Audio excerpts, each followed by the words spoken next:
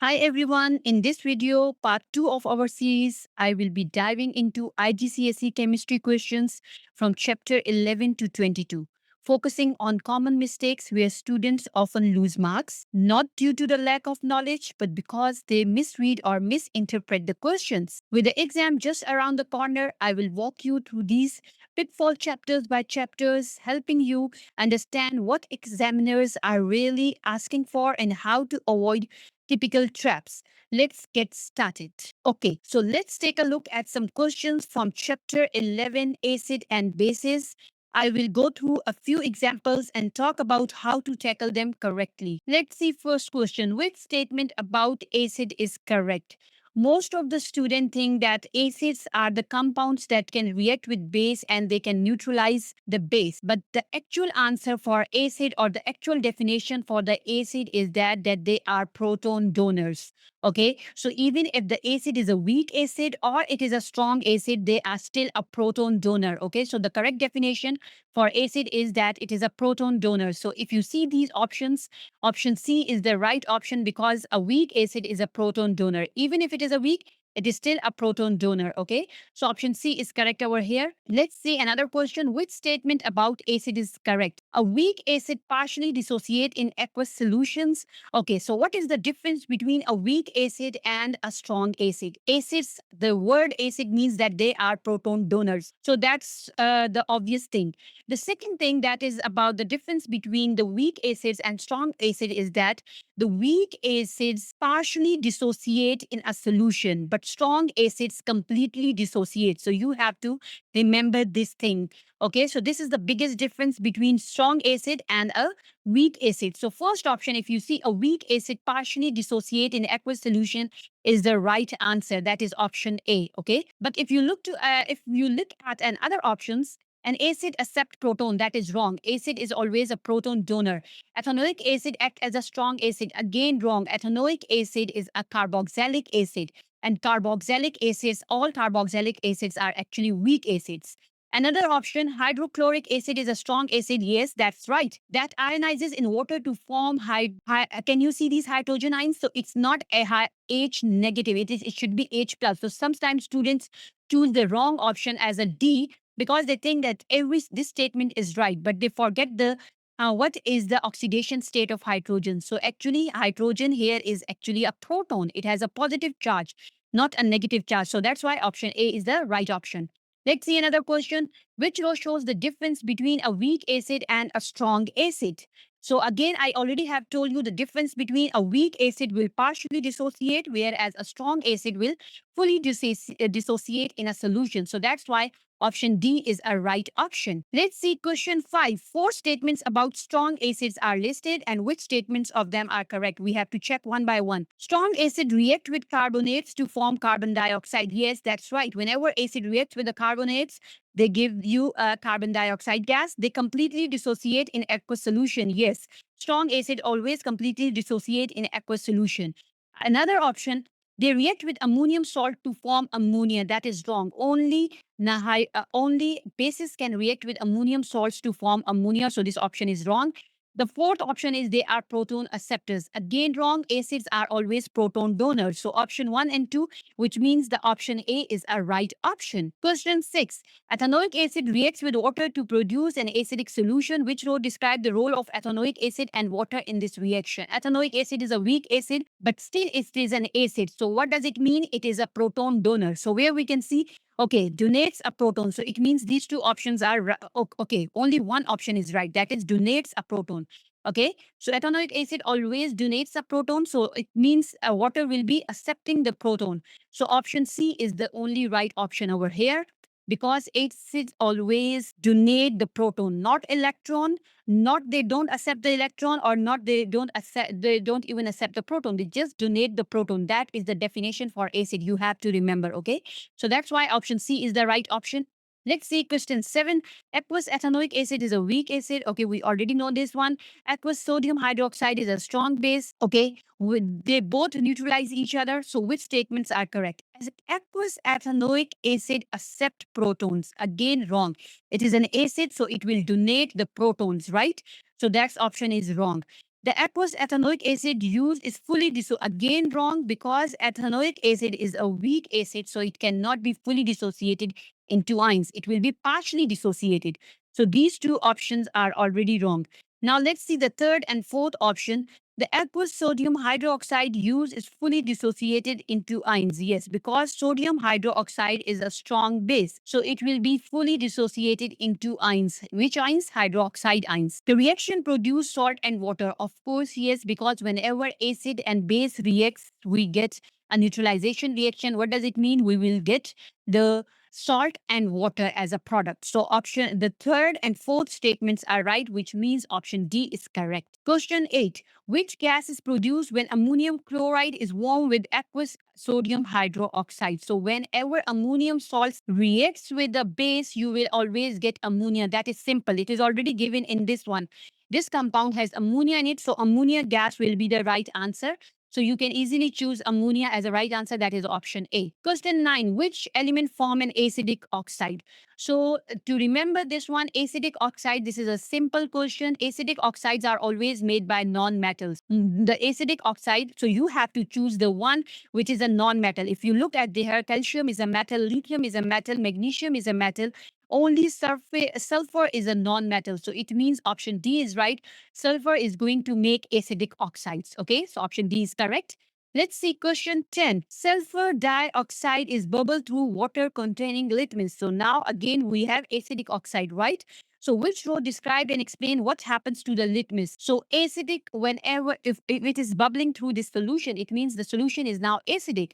So acidic, what will happen always? The acidic solution turns the litmus paper red. Always they turn it to red. You have to remember the color. So the what will be the observation? The litmus, for the litmus paper, it will turn red. So option C or D can be right. Why C or D can be right? Let's see the explanation. Sulfur dioxide is an acidic oxide. Sulfur dioxide is a basic oxide. Of course, sulfur is made from a non-metal. This oxide is a non-metal oxide. So it's an acidic oxide. Only acidic oxides can change the color to red. Okay, so that's why option C is the correct option. Question 11. Zinc oxide is an amphoteric oxide. Okay, so now this is a new word. Most of the students usually get confused. What does amphoteric means? Actually, there are two types of oxide. One is basic oxide that are made by metals, and the second one is acidic oxide that are made by non-metals. And the third one, which usually students don't know, is actually amphoteric oxide. There are some metals that can make amphoteric oxide. What does it mean? It means they have the both properties of acidic and basic. Okay, so when it depends on the situation. If they are reacting with an acid, they will act as a basic oxide. But if they are reacting with with a base, then they will act as an acidic oxide. Okay, so it depends on the situation. So zinc oxide is one of the example of amphoteric oxide. It means whenever it will be reacting with an acid, it will act as a basic oxide. But whenever it will be reacting with the base, it will act as an acidic oxide. Okay, so zinc can act both as an acidic oxide or basic oxide. So if they act as both basic oxide or acidic oxide, then such oxides are called amphoteric oxide. Write down some of the important amphoteric oxide that usually appears in your exam. One is aluminium. Okay, aluminium oxides, Al2O3. It is also amphoteric oxide. Okay, zinc oxide, aluminium oxide, lead oxide, beryllium oxide. These are some of the common examples of amphoteric oxide.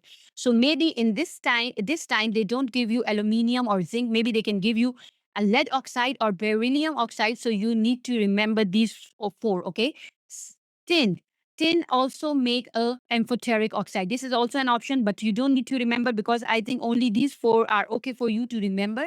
Aluminium, zinc, lead, and beryllium. They always make what? Amphoteric oxide. They don't make basic oxide or acidic oxides. Okay. So what does amphoteric oxide means? Which type of substance it will react? So I already told you amphoteric oxide will always react with base and acid both. So that's why the answer is acid and bases. So it can react with both acid and bases. So option A is the right option. Sometimes students choose D option because they think that it's not an acidic, this is not basic, so it will not react with anyone. No. Such oxides are called neutral oxide, which don't react with any of the acid or base. Okay, they are not called as amphoteric oxide. So that's why option A is the right option. Let's see 12. Which statement about amphoteric oxide is correct? I already have told you that they can react with both acid and bases depending on the situation. So they can react with both acid and bases. So that's why option C is the right option. Let's see question 13. Which row describes zinc oxide and calcium oxide? Again, I already have informed you that zinc oxide will be amphoteric oxide. So amphoteric, these options are the right one. Let's see about calcium. Of course, calcium is a metal. So calcium will give you basic oxide, not acidic oxide. So this option is the right option. That is option D. Let's see question 14. The oxide of two elements X and Y are separately dissolved in water and the pH of each solution is tested. So one oxide is X and the other one is Y. And pH of the solution. Let's see the pH of the solution. For this, you have to memorize what is the pH of acidic solution and basic solution. So the neutral pH is always 7. So if any pH that is less than 7, it means that solution is acidic, okay? Less than 7, then it is acidic. If it is more, then it is basic actually, okay? So the solution is basic. Now let's see one by one. So X as a pH of 1. What does it mean? It means it is acidic, okay? The oxide is now an acidic oxide. So this oxide is acidic oxide, whereas 13, it is more than 7. So this oxide is a basic oxide. Right now we are clear. So which information about X and Y is correct? So X is an acidic, yes, right? These two options are right. Y is a basic oxide, yes, that's right. Now let's see which one of them is a metal and which one is a non-metal. It's simply we can see from basic and acidic. Acid or will always be made by the non-metals. So acid, which one is an acid? X is an acid. So it will be made by a non-metal. And non-metal is here, right? So X is a non-metal, whereas Y is a, because it makes basic oxide, so it is a metal. So option B is the right option. Question 15. Four statements about the reaction of oxide with dilute HCl with aqueous sodium hydroxides are listed over here. Okay. Now let's see one by one which statements are correct. Aluminium oxide reacts with both dilute HCl and aqueous sodium hydroxide. Aluminium oxide is an amphoteric oxide. So yes, this option is right because it can react with both acid and bases. So this is right. Calcium oxide, it's a basic oxide, so it can only react with an acid, okay? So it can react with both dilute HCl and aqueous, so that is now wrong. Why? Because it can only react with HCl, but not with sodium hydroxide. Let's see for copper. Copper oxide reacts with dilute HCl, but not with aqueous sodium hydroxide. Okay, copper is a metal, so oxide is a basic oxide, so it will react with only acid. So yes, dilute HCl is an acid, so it will react, but it will not react with aqueous sodium hydroxide. Yes, this option is right. Now let's see for sulfur dioxide. Sulfur is a non-metal, so this oxide is what? This oxide is actually acidic oxide. So acidic oxide does not react with either HCl or aqueous sodium hydroxide. Wrong. Acidic oxides always react with the base, right? Or alkaline solutions. We can say base or alkaline solutions. So this option is also wrong. So we are only left with option 1 and 3. So the option B is the right option over here. So these were all the questions related to chapter 11. Now let's see some of the examples related to chapter 12 and the common mistakes which usually the student do in their exam. Okay, let's see the first question. Which type of reaction is represented by the equation shown over here? So they have already given you an equation, and this is a very long equation, so students usually get confused. So first of all, the first trick to know that which option you have to choose, you have to read these options one by one. Addition. So for addition reaction, you always have to remember that only one product you will get in your reaction, okay? So maybe you will have more than two reactants or one reactant, okay? You can have two reactants or more than two, maybe three, but the product will always be one. So that will be an addition reaction. But if you look at here, you have now actually two reactants, but you have now two products also, right? So it means that this is not an addition reaction. So you can exclude this option. Now let's come toward redox reaction. For redox reaction, oxidation and reduction takes place simultaneously. So there should be a change in the oxidation state, right? Because no oxygen is involved over here. We have just nitrate ions, but not oxygen molecule separately. So this, let's see now, we can see the oxidation state. If there is a change in oxidation state, then it means then there is a redox reaction. Lead here, it has 2 plus charge here, but if you look at here, it is still having a 2 plus charge because iodine has having a -1 charge and we have 2 iodines. So now it means lead still have a +2 charge in the reactant and in the product. Nitrate ions are negative, right? Here they are also same. Sodium ions are +1. They are also +1 in the product. And iodide ion is -1 here and also it is -1 here. So it means there was no change in the oxidation state. So this option is also excluded. Now let's come toward the reaction of neutralization. In neutralization, acid and base are involved. There is no acid and there is no base reaction involved over here. So this reaction is also, we can reject this option. So we are left only with the D option, that is precipitation. And how we can confirm that this is a precipitation reaction? Because if you see, the reactants are aqueous solution, but in the product, you can see a solid. What does it mean? It means a precipitate is formed. So that's why option D is the right option. This is how you can check one by one that which option is right. So option D is the correct option over here. That is precipitation. Let's see another question. Which process is not used in the preparation of insoluble salts? Okay, so this chapter is about the preparations of salt, right? So there are actually two salts. Whenever we are preparing the salt, you get two types of salts. Either they are soluble, okay? They are soluble or they are insoluble salts, okay? So for soluble salts, whenever you are doing a reaction and you get a soluble salt, most of the time you will do the process of crystallization, okay? The crystallization process you will have to do and evaporation process that will give you the soluble salts. But for insoluble salts, because already you have the precipitate in the product, right? So you don't have to do the crystallization process. What does crystallization means? That you heat the solution so that the water evaporates and you just get the crystals, right? So for insoluble, you don't have to do this step. So that's why this is the C is the right option. Why right option? Because if you prepare an insoluble salt, first of all, what will be your step? You have to filter it out because now in your solution, you have liquid and insoluble salt. So you will filter it out so that you can have insoluble salt on the filter paper and all the liquid is removed. Okay, so the first step for the preparation of insoluble salt is filtration. After filtration, now you have the precipitates, right? Once you have these precipitate, you can simply wash them and then you can do the drying process. So these are the three steps for getting the insoluble salt. Okay, when you prepare the insoluble, this is a common step. First is a filtration, second is washing, and the third one is drying. So there is no crystallization process, right? So that's why option C is the right option here. Let's see another question. Which substance react with dilute sulfuric acid to form a salt that can be removed from the resulting mixture by filtration? So again, they have already informed you that we have to use the method of filtration.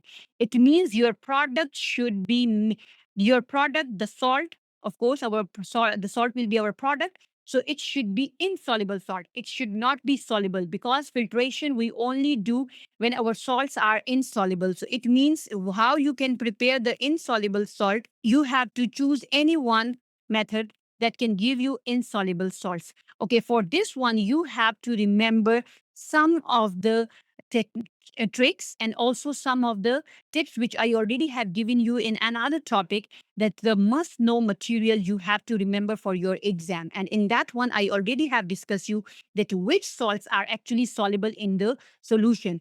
Remember that barium salts, barium chloride, all the chloride mostly they are soluble in the solution except for barium. So barium usually has insoluble salts whenever it will make. So all the chloride salts are soluble in the water, right? Or in the solution. So when you will dissolve it in this dilute sulfuric acid, this one will dissolve. But the product now sulfate salts, when you will get, because it is reacting with sulfuric acid, right? So you will get which salt? Now, barium sulfate, you will get barium sulfate. All sulfates are mostly soluble, are soluble salts, except for the barium, and there is some other options. But barium sulfate is insoluble actually in a solution. So that is the right option we can choose to make our salt. Okay. Why not aqueous sodium hydroxide? Because sulfuric acid and sodium hydroxide, when they will react the process, because they both are soluble with each other, so they can mix with each other, and we have to use the process of titration. We cannot use the filtration method, right? So this process involves titration method. We cannot use copper sulfate. They are also if you use the copper, you will get copper sulfate salts, and they are also soluble in the solution. Sulfate salts, almost all of them are soluble in the solution. Okay. Copper carbonate, again, you will get a copper sulfate salt, so it will also be soluble in the solution. So you are just left with one option, that is barium. So mostly the barium sulfates are insoluble in the solution. So that's why we have to react it with aqueous barium chloride. Okay. So option A is the right option. Now let's see another question. Copper sulfate is formed by reacting excess solid copper carbonate with dilute sulfuric acid. Which process are part of preparation of copper sulfate? Okay.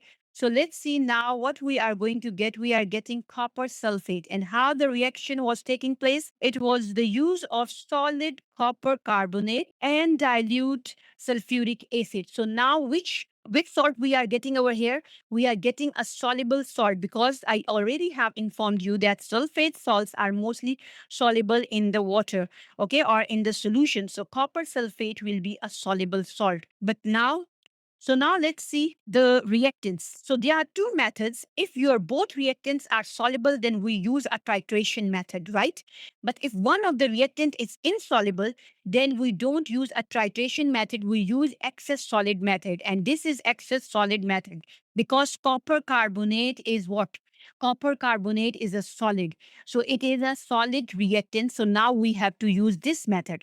Okay, so if you get a soluble salt through this method, excess solid method, then the first step will be filtration. Why filtration? Because we have to remove the excess copper carbonate from the solution. So is there any option of titration, filtration? Yes, we can see filtration.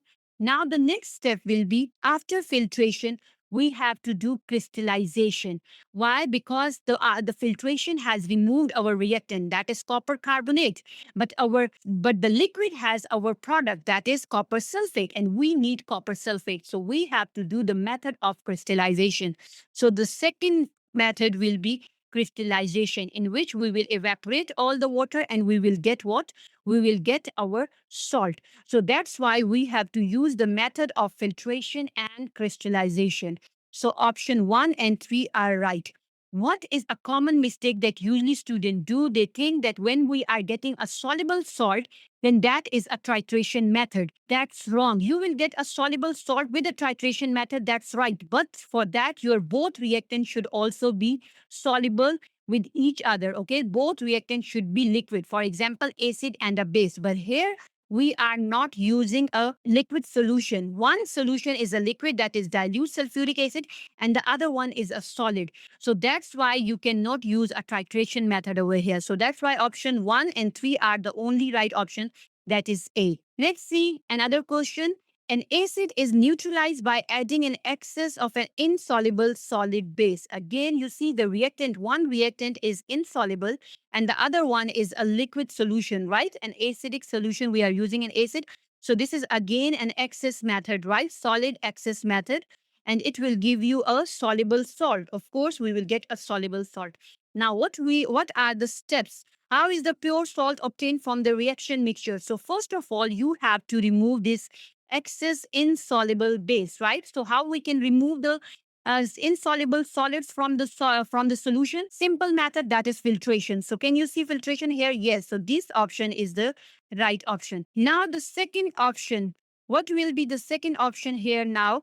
That the second step. So how is the pure salt obtained from the reaction mixture? First, we did the filtration. Now the second step is crystallization. How we do crystallization? The crystallization involves the evaporation of the liquid, right? Evaporation of the solution. So first evaporation will takes place, then the crystals will be formed. So students sometimes confuse. They think that after filtration, we will do crystallization, right? So that's not the right option. Crystallization means that you will get the crystals, okay? How you will get the crystal? The process involved actually the evaporation of the liquid. So first, when the liquid will evaporate, then you will get crystals, right? So that's why evaporation will come first and then you will get the crystals and we call it crystallization, okay?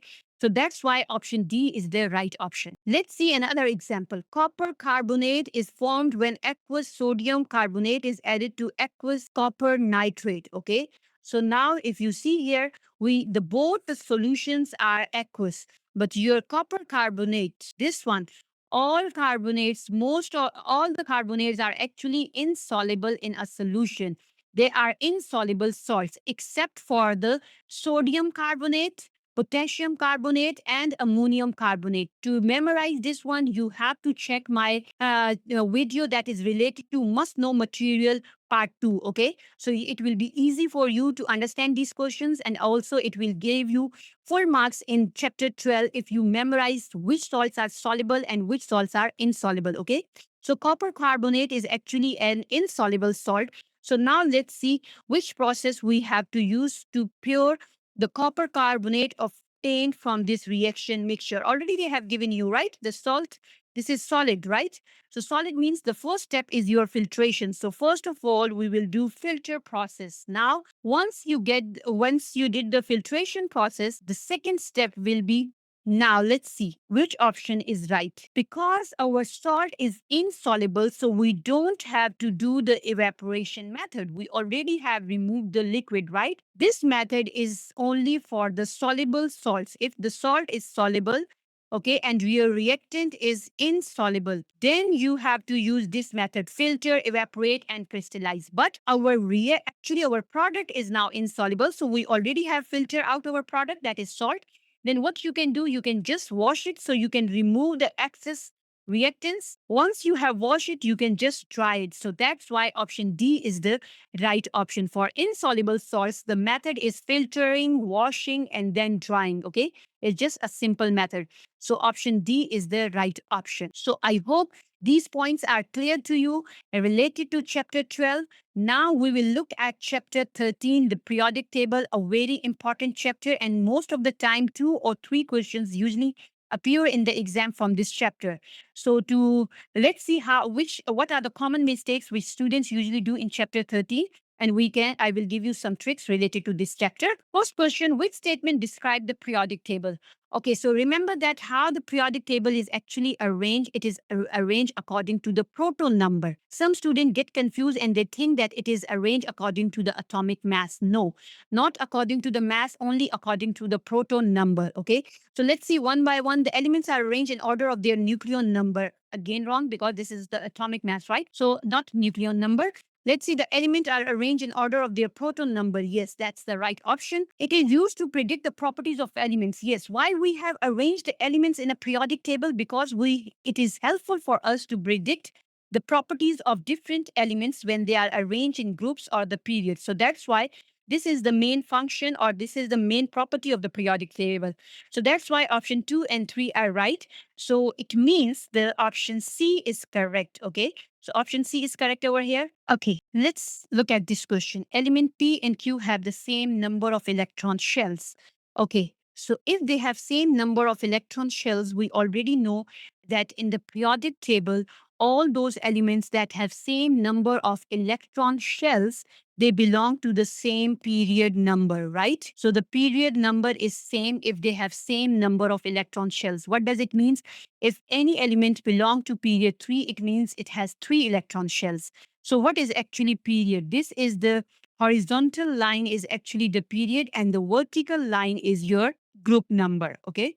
So this is group number and this is period number. So period numbers tell you the number of the electron shells, whereas group number tell you how many electrons are present in the last shell. If any element belongs to group 1, for example, it means in its last shell, we have only one electron, okay? So P and Q belongs to same period number. It means, okay, according to this information, they belongs to same period number, okay? Now let's see an atom of Q has more electron in its outer electron shell than an atom of P. So let's make the last shell of the atom P and Q. So this is our Q and this is our P, right? So an atom of Q has more electron in its outermost shell. So Q has more electrons in its outermost shell. For example, we can just predict that maybe it has 4, okay? So P will have less. So it can have 2 or maybe 3. For example, this is our shell. Now we can answer these questions. So try to actually write whatever the information is given. And so you don't get confused, you have to first write that information or you have to imagine that information. So because the imagination will not help you, so it's better that you use a pencil and write that information in a form of a diagram. So it will be helpful for you to answer such questions, okay?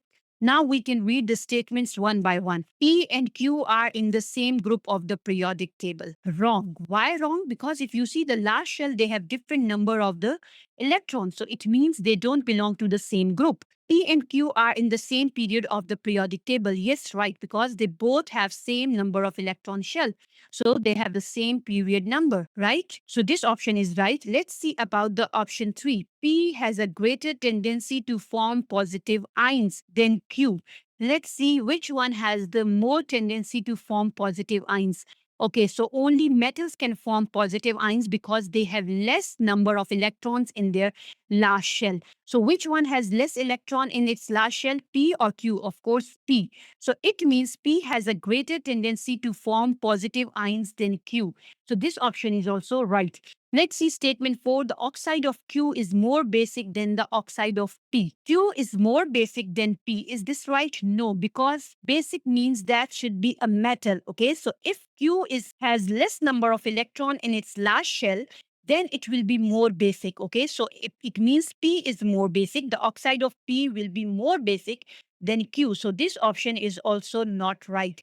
So which options we are left with? 2 and 3. So it means the option C is the correct option. So this is how you can answer or tackle such questions.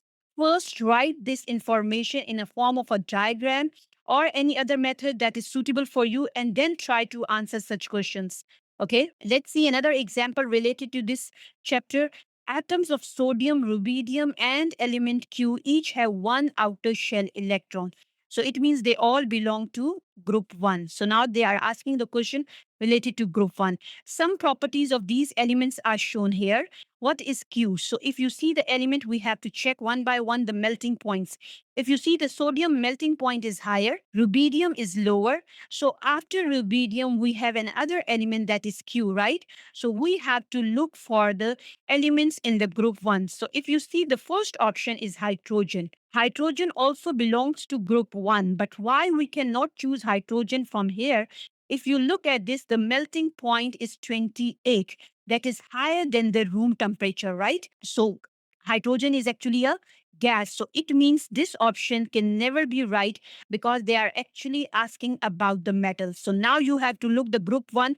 And after rubidium, we have cesium or francium, right?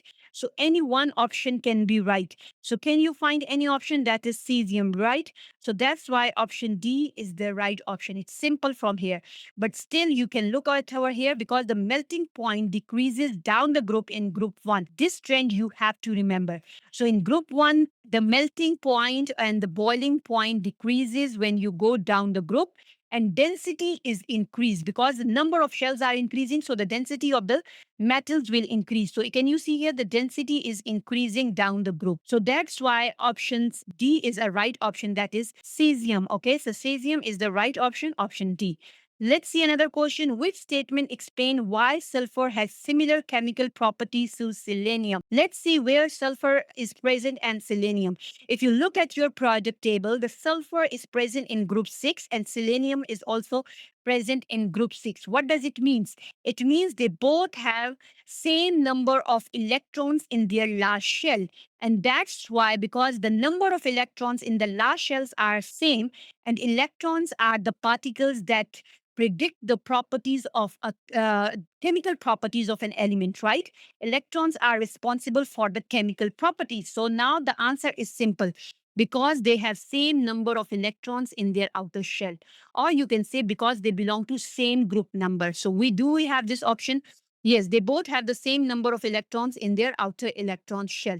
So that's why option A is right. So many students think that they both are non-metals, that's why their properties are same. No, carbon is also a non-metal, but if you see sulfur and carbon, both properties are totally different. Carbon usually make giant covalent structure, but sulfur usually makes just simple structure, right? So the chemical properties are not same. It does not depend on the non-metals. If anything is a non-metal, mostly the physical properties are same for non-metals, but the group number or the electrons will actually decide the chemical properties of any element. These both selenium and sulfur have same electronic configuration of the last shell, so that's why their properties are also same. So option A is the right option here. Let's see question 28. Which statement about alkali metal is correct? Now you have to remember that there are two types of alkali metals. One is alkali and the other ones are alkaline earth metals. This question is related to only alkali metals. It means they are asking you about group 1 metals, okay? So group 1 metals are called alkali metals and group 2 are called alkaline earth metals. Let's see now one by one. Lithium is more dense than the sodium. If you look at your periodic table, lithium come first and sodium come later. The trend in the group 1 is that when you go down the group, the density increases because the number of shells are increasing. So lithium is less dense compared to sodium because sodium comes after lithium. So this option is wrong. Sodium is more reactive than potassium. Let's see, where is potassium? Potassium comes after sodium. The density increases down the group and also the reactivity also increases down the group. So potassium comes after the sodium. So it means potassium is more reactive. Okay. Sodium is less reactive. Potassium is more reactive. So this option is also now wrong. See, sodium has a higher melting point than potassium. Okay. The melting point decreased down the group. So if you see, where is sodium? Sodium is at the top and potassium is at the bottom of the after sodium, right? So sodium has high melting point and potassium has a lower melting point. So this option is the right option. Now they are in group 2 of the periodic table. This is the wrong. Why? Because alkali metals belongs to group 1. Alkaline earth metals belong to group 2. So I already have given you this answer. So what is the right answer? The option C is the correct answer. Okay. Let's see another question. Elements in group 1 and group 2 show the same trends in their reaction with water and their density. Okay. What does it mean? It means if you go down the group in group 1 and 2, the density will increase. And what about the reactivity with the water? The reactivity of the water with the water will depends. Okay, the starting one, because they are less reactive, so they will not react as like with the water compared to, for example, like potassium. It will react vigorously with the water, but sodium, it will react slowly with the water. Okay, so reactivity actually is increasing down the group in both group 1 and group 2, and density is also increasing. So now let's see reaction with the water of barium and calcium. So barium, where is the barium? Barium is at the bottom of the group 2 and calcium is on the top. So what about the reaction with the water? Because the reactivity is increasing, so now the reaction of the what will happen to the reaction with the water? The reaction with the water will be faster. Okay, so the reaction will be with the water will be faster for the barium, and density will also be higher. Why? Because the density is increasing down the group, so higher options are right. And what about the reactivity? Because reactivity is also increasing down the group for group 1 and 2, so the reaction with the water will be faster. So that's the option A. So option A is correct for this question. Let's say question 30. Which statement about elements in period 3 of the periodic table is correct? So now they are asking about the period 3. So you have to look for the horizontal line. Okay. So let's see the horizontal line, that is period 3.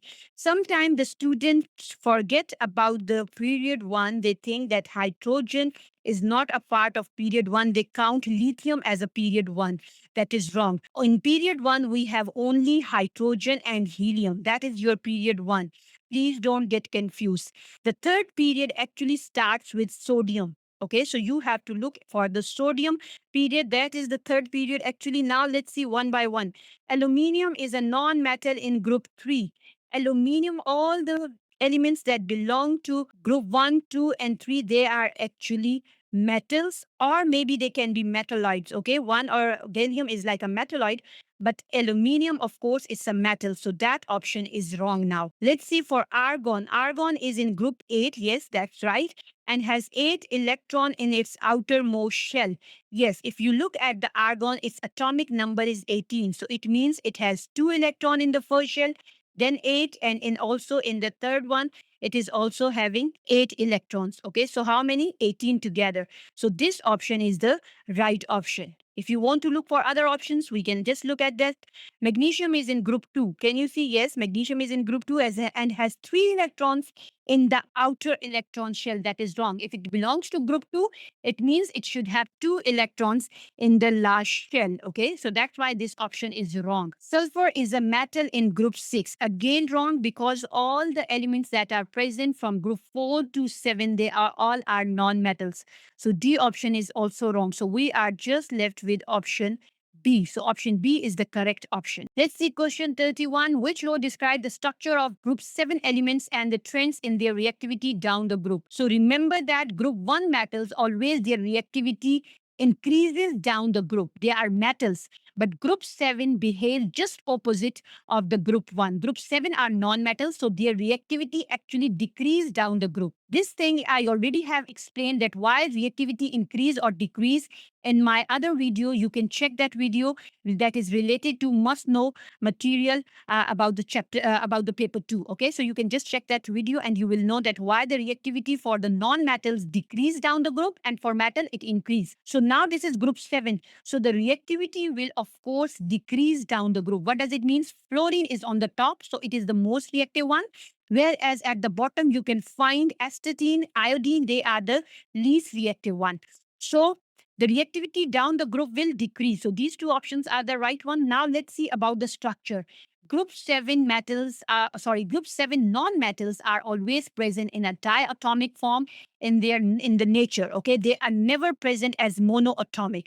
For example, chlorine is never present in nature like this. It is always present like Cl2, fluorine F2, iodine also I2. So that's why they are always present in a diatomic form. So option B is the right option for this question. Let's see question 32. Astatine is below iodine in group 7 in the periodic table. Which row describes the properties of astatine? So to predict the properties of the astatine, you must know the properties of group 7 elements. Okay, they are asking about the state at the room temperature. The state at the room temperature for the group 7 elements is actually their state will improve. For example, from gas, they will change into slowly to the solid. Okay, so the first two, fluorine and chlorine, are gases. Okay, and the third one is bromine, that is a liquid. That is the only liquid non-metal in the whole periodic table. You cannot find any other element that is a non-metal and it is also a liquid. Okay, so we have only two liquids in a periodic table. One is bromine. Okay, it is a non-metal, and another liquid is actually, you can find it for the metals. Okay, there is only one metal that is actually I can check over here where you can find that one, mercury. Okay, so the mercury 8G, it is a transition metal. It is present there. You can see it in the 1, 2, 3, 4, 5. Okay, in the fifth period, 1, 2, 3, 4, 5, 6. In the sixth period, or it is in the, yes, in the sixth period, 80 atomic number, that is mercury, and it is also a liquid. But mercury is a metal and bromine is a non-metal. Okay, so there are only two liquids in the periodic table, and they are bromine and mercury. Mercury is a metal and bromine is a non-metal. Okay, now after bromine, we have iodine. That is a solid at room temperature. So after iodine, we have astatine. So we have to predict the property of astatine. So what does it mean? It means astatine will also be solid at room temperature. So solid options are right. Now let's see the reactivity. I already have told you that you have to remember the reactivity of the non-metals, and especially group 7, the reactivity decreases down the group. So what does it mean? If the reactivity is decreasing down the group, then astatine cannot displace chlorine, bromine, or iodine. Why? Because only the most reactive non-metal can displace the less reactive non-metal, right? This is the halogen displacement reaction in which a most reactive halogen can displace the less reactive halogen. So, of course, this is the least reactive one, so it cannot displace any of them, chlorine, bromine, or iodine. So that's why option D is the right option for this question. Let's see question 33. Some information about an element of group 7 of the periodic table is shown over here. What is the element? Okay, this is just a simple question. You have to look for the melting and boiling points. So how you can find that which one has this melting? You don't need to memorize the melting and boiling points, but you just need to know a trick. So any element that has a boiling point more than 25, okay, and melting point less than 25, then it means that it is a liquid at room temperature, okay? And this one you have to remember. If anything has a melting and boiling point both greater than 25, that is a room temperature, then it will be a solid, okay? So now we can see which one of this is a solid or a liquid, okay? And if its melting and boiling point both are less than 25, then it is a gas. These are the tricks you have to remember. So if you see boiling point is 59, it means it is greater than 25. It is the boiling point is greater than 25. So these two options can be the right option. It means it can be a liquid or it can be a solid. Now let's see the melting point. Melting point is less than 25. But here the melting point should be greater than 25. So it means this thing is not a solid. It is only liquid. And we have only one liquid in group 7 that is a non-metal, okay? And that is bromine. So option C is the right option. Okay, so I hope this point is clear to you that we can choose now. So anything, any element that has a melting point less than the room temperature and boiling point more than the room temperature, and the room temperature is specific, it is 25, okay? Then that element will be a liquid. So option C is the right option. 34. Which statement about elements in group 8 of the periodic table is correct? Now they are talking about the noble gases. Group 8 means they have 8 electrons in their large shell. It means their electronic configuration is complete. They don't have to react with anyone. So now let's see, they have full outer shell of electrons. Yes, this option is right. They have full outer shell electrons. They are diatomic molecules, wrong, because their shells, their electron shell, the last shell electrons are complete, so they don't have to react with anyone. So they don't make molecule. They are just monoatomic. They are liquid, again wrong. They all are gases at room temperature and pressure, noble gases. That's why we call them gases, right? Because they all of them are gases. They all react with group 1, again wrong. They don't react with any of the elements because their electronic configuration is complete. So option A is the right option. Let's see another question related to group 8. Which statement describe the elements in group 8 of the periodic table? First, their atoms have full outer electron shells. Yes, this option is right. Their atoms have full outer electron shells. They are talking about the last shell, right? So the last shell is full. That is right. They are unreactive metals. They are unreactive, but they are not metals. They are usually non-metals. We call them non-metals, not metals. Okay. So this option is right, wrong. They are monoatomic gases. Yes, this option is right. They are monoatomic. They don't form molecule. So option 3 is right. They are diatomic. Again, wrong. Diatomic gases are only halogens. Halogens are the diatomic gases, the first two. Also, the bromine, they are also diatomic, but it's not a gas. So, diatomic gases are not, these are not the diatomic gases. So, which options are right now? 1 and 3. It means option A is correct. Let's see which property of copper explain why it is classified as transition elements. Now, let's see what are transition elements. These are actually the metals that have different oxidation state. because all the metals and non-metals in the periodic table have a fixed oxidation state according to their group number. But transition metals have not assigned any group number. If you look at your periodic table, they are in the center of the periodic table and no group number has assigned to them. Why? Because their oxidation state cannot be predicted. Their oxidation states are different because their last two shells are incomplete most of the time, so they can have different oxidation states, right? So that's why we call them transition element. Transition means that can change their state anytime. Okay, state means oxidation state, not the physical state. So they can change their oxidation state anytime, so that's why we call them transition elements. Now let's see, copper can be bent into different shape. That is not the reason for the name transition. I already have informed you it's because of the oxidation number. Copper forms Cu2 plus and Cu plus signs. Yes, this option is right because it is showing two different oxidation states of copper. That's why we call copper a transition element. So option B is the right option. Let's see another question. Some information about four elements P, Q, R, and S is shown here. Which elements are transition elements? Okay, so to remember, first thing is that transition metals, you need to remember some of the properties of transition elements. And these all properties are actually what they are: physical properties. And this one is actually a chemical property. Okay, whenever transition metals make the compound, they will always be colorful. Okay, so transition metals always make colorful compounds. So if you see the chloride, the transition metal that will make the chloride salt, what will be the color? It should be colorful. So pink, purple, red. This option is right. We have to exclude now this option. Option B is wrong. Okay. Now we are left with density and melting point. Remember that among all the metals, the transition metals have the highest density. Transition metals have the highest density. And if you look over here, which one has the highest density? These two options have the very high density, but this one has a low density. So you have to exclude this option also now. Now we are left with just one and P and R, right? Now look at the melting points. So melting point of both of them are, if you see P and R, they both have a high melting point. So it means P and R, they can both be the transition elements because we have two options here now. So P and R, that is option A. So option A is the correct option. These both are transition metals, okay? They have a high density and they have very high melting points because they are metals.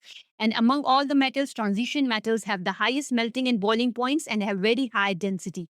Okay. And also they give colorful compounds. They themselves are not colorful except for copper and gold, but they will give you colorful compounds. All the compounds of transition metals are colorful. Let's see another question. Acidified potassium dichromate is used to oxidize ethanol. The ionic equation for this reaction is already shown here. Which properties of transition elements are shown here? So which one is a transition metal here? Of course, the chromium, okay? The chromate. So chromium is a transition metal. So which property is shown over here? If you see, they both are reacting with each other, ethanol and acidified potassium dichromate, okay?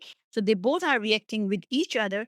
And there is not the property of dichromate is not shown as a catalyst, that it is increasing the rate of reaction because it is used in this reaction, right? The dichromate ion is used in this reaction and you are getting a different product. So catalysts are not used in the reaction. So it means it is not acting as a catalyst. So these two options are the right option.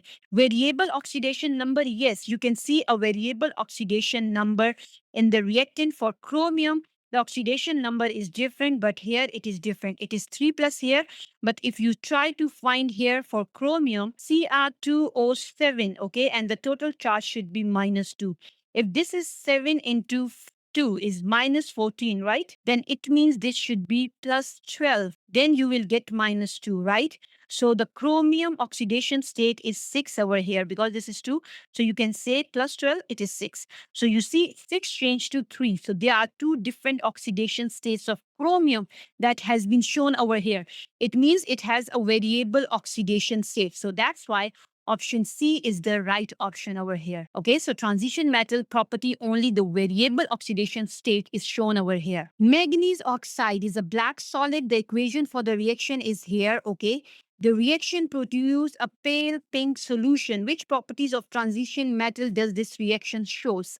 So these two are reacting with each other, manganese oxide and HCl. And if you see, the before it was manganese oxide, and now it changed to manganese chloride. So it means it's not a catalyst, right? Because the catalyst will remain the same at the end of the reaction. So this one don't act as a catalyst. Now let's see.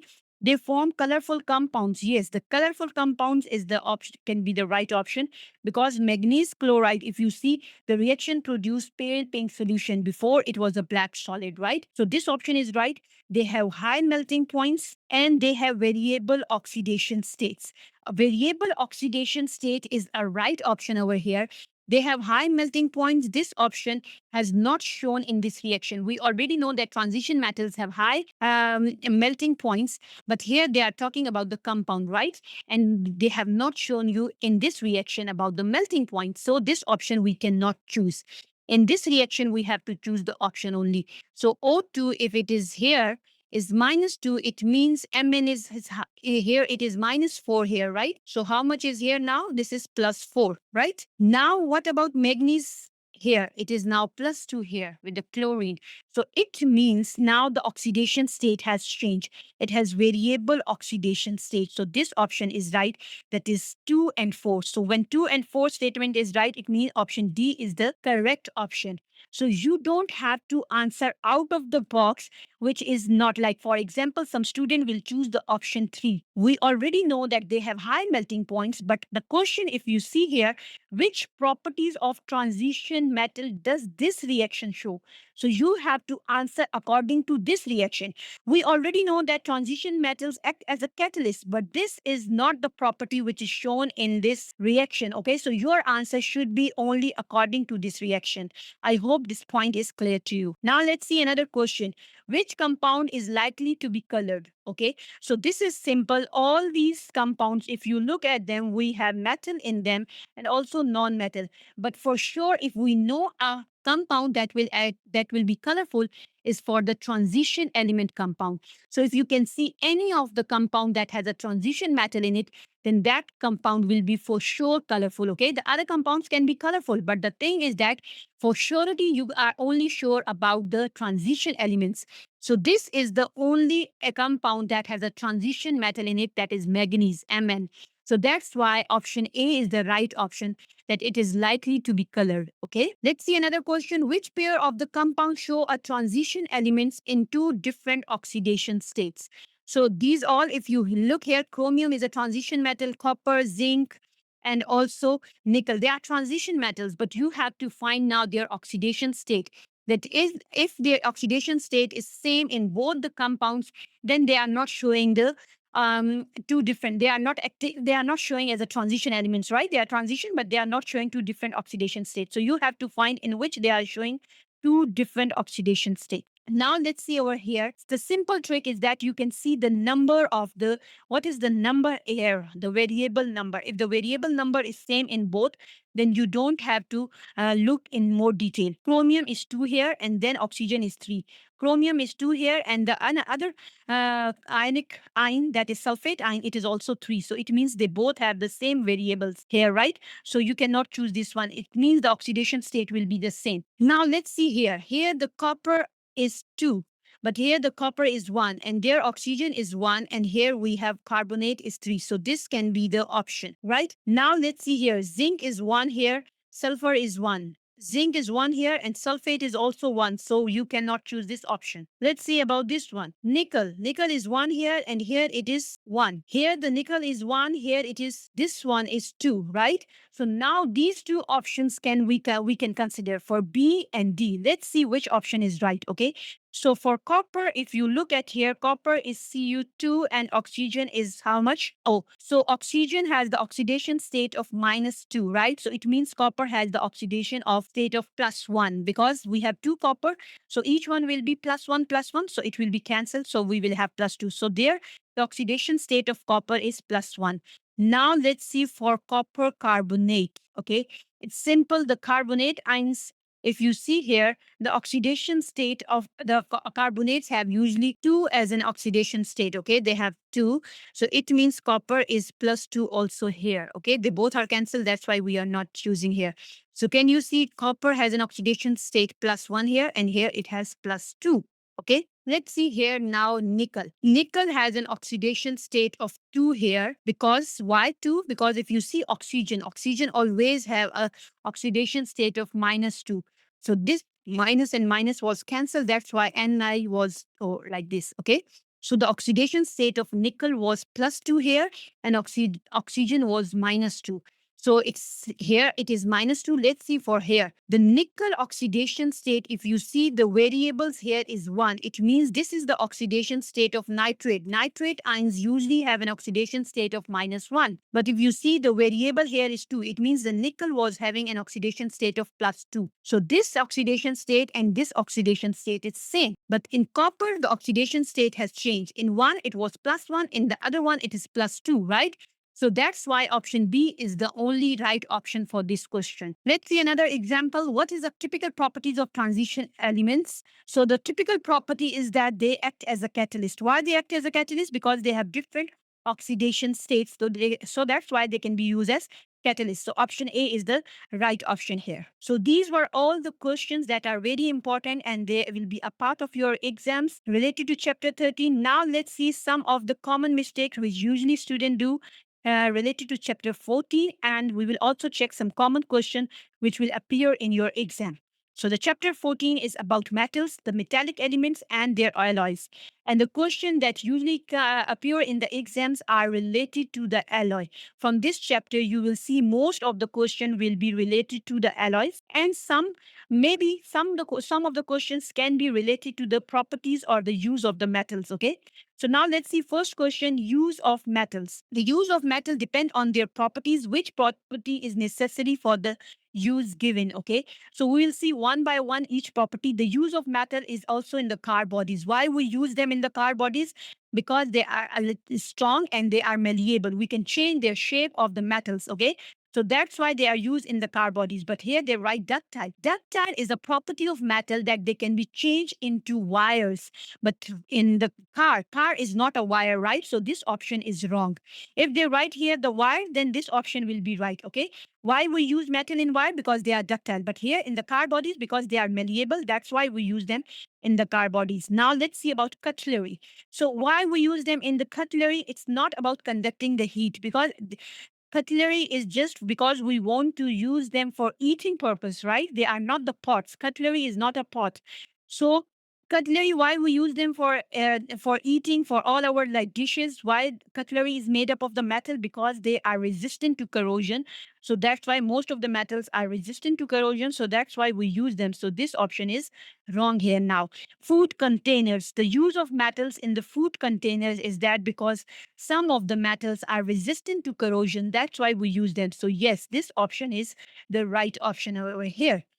Overhead electric cables. We use metals also in the overhead electric cables because they are very low in density. Some metals are low in density. We use them in the electrical cables overhead. Okay. So not the earth cables. We are talking about the overhead cables. So their density is low. That's why we use. So this option is also now wrong. So we are only left with the option C. Okay. So option C is the right option. Okay, now let's see another question. Question 45. What is the symbol of the metal used in the manufacture of aircraft because of its low density? Okay, so which of the metal is the low density? If you are confused in these options, you can just simply remember that transition metals have the highest density. Okay, so if you see, all of them are transition metals except aluminium. So that's why aluminium is usually used in the manufacture of aircraft because of its low density. That you have to remember. But even if you get confused and the options are all of them are transition metals and only one option is not a transition metal, then that's the obvious option you have to choose. That is aluminium. Okay, aluminium is the right answer for this question. Now let's see 46. Which statement about alloys is correct? This is one of the most common questions that usually appear in the exam. And what are alloys? To remember that alloys are actually the mixture of two or more metals, or maybe metals and non-metals. So it is a mixture, not a compound. Remember that, okay? So let's see now the options. Alloys are pure metal elements. Wrong, because it's a mixture. So it is not a pure metal. At least two or more metals react together to make alloys. So this wording is wrong because it is a mixture. They don't react, they just mix with each other. So this option is also wrong. Alloys can be harder and stronger than a pure metal. Yes, this is a right option. Why we make alloys? Because sometimes metals are very soft, and to use them for different purpose, we mix them with other metals or any other non-metal to make them more hard and strong. Okay, so then these alloys will be more useful than their actual metals. So that's why this option is the right option. Let's see D. Steel is not an alloy because it contains the non-metal carbon. That's wrong. I already have given you the definition that alloys are made by the mixture. Okay, it's a mixture of metal and non-metal, or it can be a mixture of two metals. So that's why this option is also wrong. Steel is also an alloy. So option C is the right option. 47. The diagram represents the structure of a solid. Which solid does the diagram represent? So it's simple. Alloys, I already have told you, there is a mixture of two or more elements, right? That these elements can be, at least one of them will be a metal and the other one will be a non-metal. So if you look at the structure, of course, it will not be a sodium chloride because it's an ionic compound. So there should be ions. But let's see for graphite and brass, because they are made up of atoms. Brass is an alloy. It's a mixture of two or more metals, right? So brass is actually made up of zinc and copper. So can you see here that we have two different types of the atoms? Okay. So it means the correct option is brass. Why not graphite? Because graphite is only made up of carbon atoms. So all the atoms should be same. But here we can see two different types of the atoms, one in white color and the other one in gray color. So it means it is actually a mixture. So which one is a mixture? That is brass. So option B is the right option. It's a brass, not a graphite and not a sodium chloride. Okay, so option B is the correct option. Let's see another question. Which row compares the strength of alloy with the pure metals and explain the difference in the strength? Okay, so the alloy's strength of an alloy is always stronger. That's why we make alloys, because alloys are more stronger than their actual or the pure metals from which they are made up of. Okay, so they are stronger. Now what is the, how we can explain their strength? Because the large atoms slide more easily over small atoms. No, that's not right. Okay, when there are two different types of the um, atoms, and the atom size are different, then it is very difficult for the layers to slide over each other. Okay, so the layers cannot easily slide over each other. That's why alloys are harder and stronger, okay, than their pure metals. So larger atoms make it harder for the layers to slide over one another. That's why this option is the right option, option D. 49. Steel is an alloy of iron. Which statement explain why steel is stronger than iron? Now again, why steel is stronger than iron? It is because now we have two different types of the atoms present in this alloy, in the steel, right? So when we have two different sizes of the atoms, one is iron, the other one is carbon, then it will be very difficult for the layers to slide over each other. That's why it will be more stronger. So can we see any option that have layer in the word layer in it? Yes, option D. The carbon atoms prevent the layer of iron atoms from sliding over each other. So this option is the right option. Okay. So that's why option D is the correct option. 50. Brass is an alloy that is formed from copper and zinc. Which statement is correct? Brass, copper, and zinc all conduct electricity. Yes, this is right. The alloys of the metals also can conduct electricity. Brass is a compound of copper and zinc. This is a wrong option. It is a mixture. Alloys are the mixture of the metals or metal and non-metal. They are not the compound, okay? So this option is wrong. Brass is harder than zinc. Yes. The alloys are always harder than their pure metal. So option 1 and 3 are the only right option. That is C. Most of the students usually do the mistake by thinking that alloys are compound. No, alloys are mixture. You have to remember this one. So that's why option 1 and 3 is the right option. That is option C. Let's see question 51. Which description of brass is correct? It's a compound? Wrong. It's a mixture? Yes. So this option is right. Now it's a mixture of what? Brass. You have to remember it's a mixture of copper and zinc, not tin. Okay. Copper and zinc. So option C is the right option. So these were some of the questions related to chapter 14. Now let's see some question related to chapter 15, reactivity of the metals. And this chapter is very important. Last time in 2024 and 2023 papers, even there were three questions only related to chapter 15 about the reactivity of the metals. So you can, and now you can predict that how many questions can appear from this chapter. And only there is one trick to answer such question is that you have to remember the reactivity series. There is no other option for you, okay? And I will give you that what is the reactivity series and how you can remember that one. Okay, to answer the questions related to chapter 15, you have to memorize this mnemonic. And once you memorize, you can easily answer all the questions related to chapter 15 in your exam. Okay, this mnemonic will help you to memorize the reactivity of the metals, the most reactive to the least reactive one. So which rows, let's see one question, which row shows the correct order of reactivity of the four named metals? So you can see over here, and the most reactive one is magnesium. That is for obvious. Silver are the least reactive one. You can see over here, silver is here and magnesium is here. So magnesium come first. After magnesium, we will have zinc or copper. We can see over here. Which one is that, right? Zinc is after magnesium. We have zinc, then we have copper, and then we have silver. So you have to memorize this reactivity series.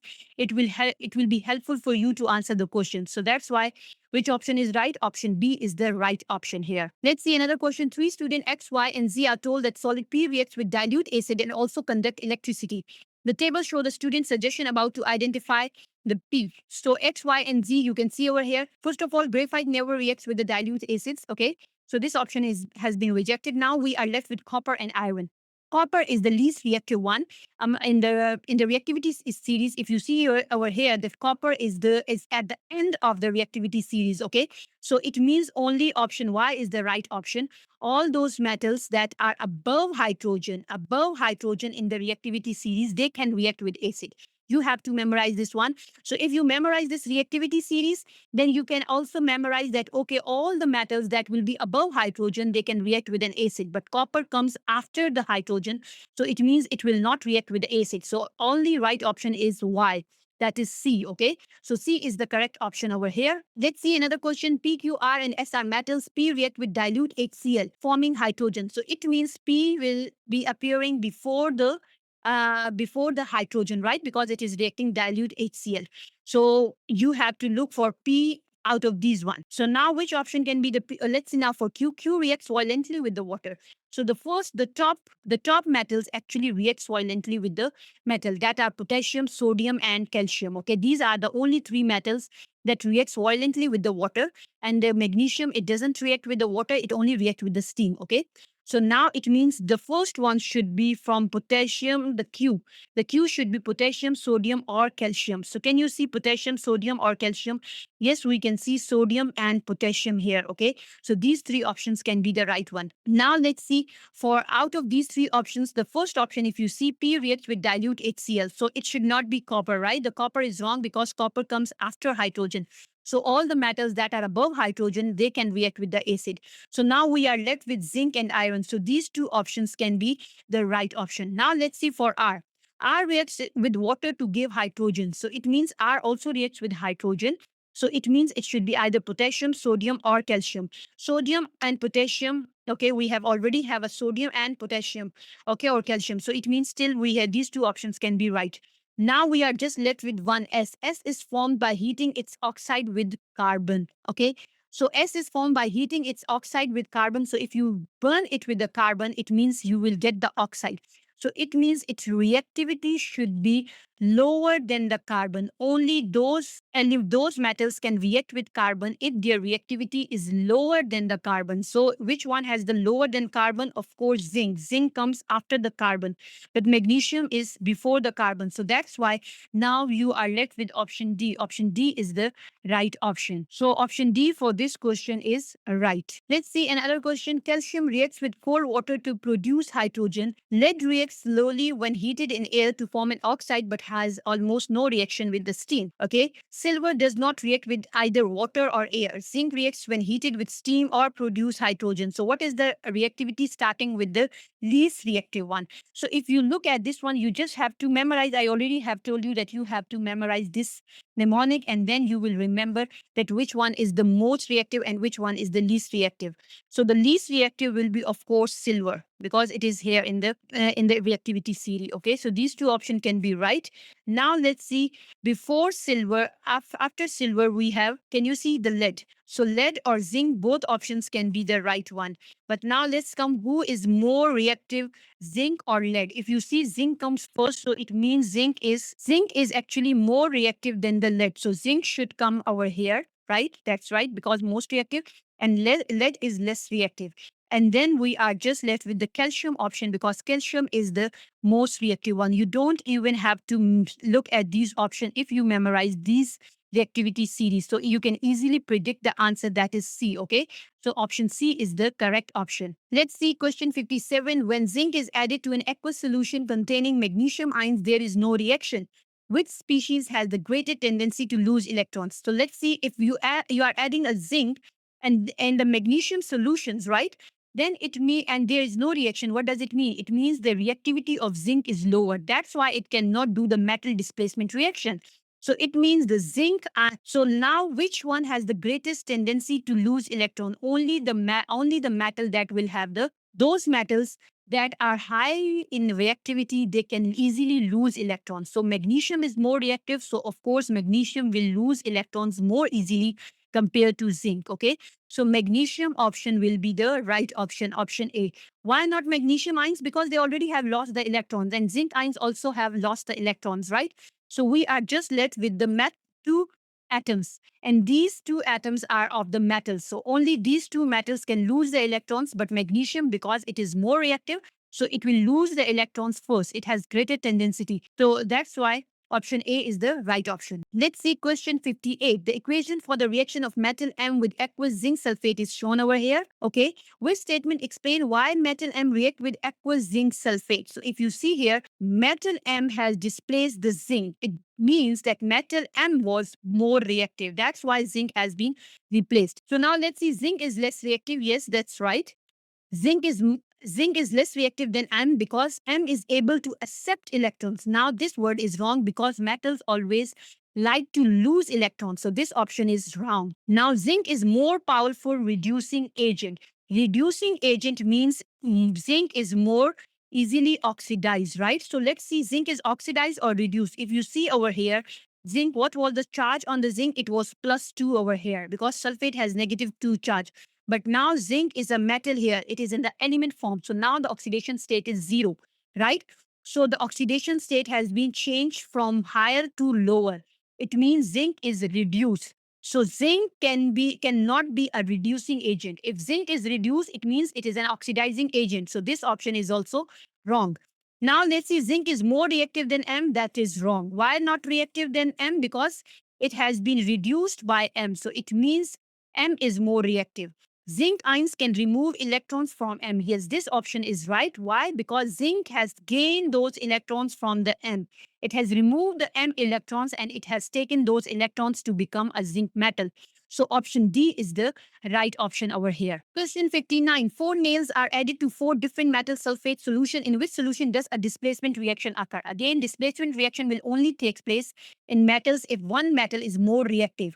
Okay. So if there are iron nails, it means the metal which can do the displacement reaction will be the one that has the less reactivity than the iron, because iron is going to displace that solution, right?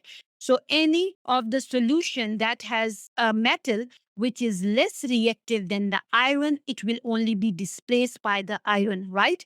So let's see which one is less reactive than the iron. So if you see the reactivity series, iron is here and copper is here, right? So copper option can be the only right option, because zinc is more reactive, iron cannot displace zinc. Sodium is more reactive, magnesium is more reactive than iron, so iron cannot displace these three sulfate solutions. Only copper sulfate, the copper will be displaced by iron and you will get iron sulfate and copper. So option A is the right option. Let's see question 60. Which statement about copper or aluminium is correct? Aluminium is more dense than the copper. Wrong. How we know that one? Because copper is a transition metals, and I already have told you that transition metals have the highest density. So this option is not right.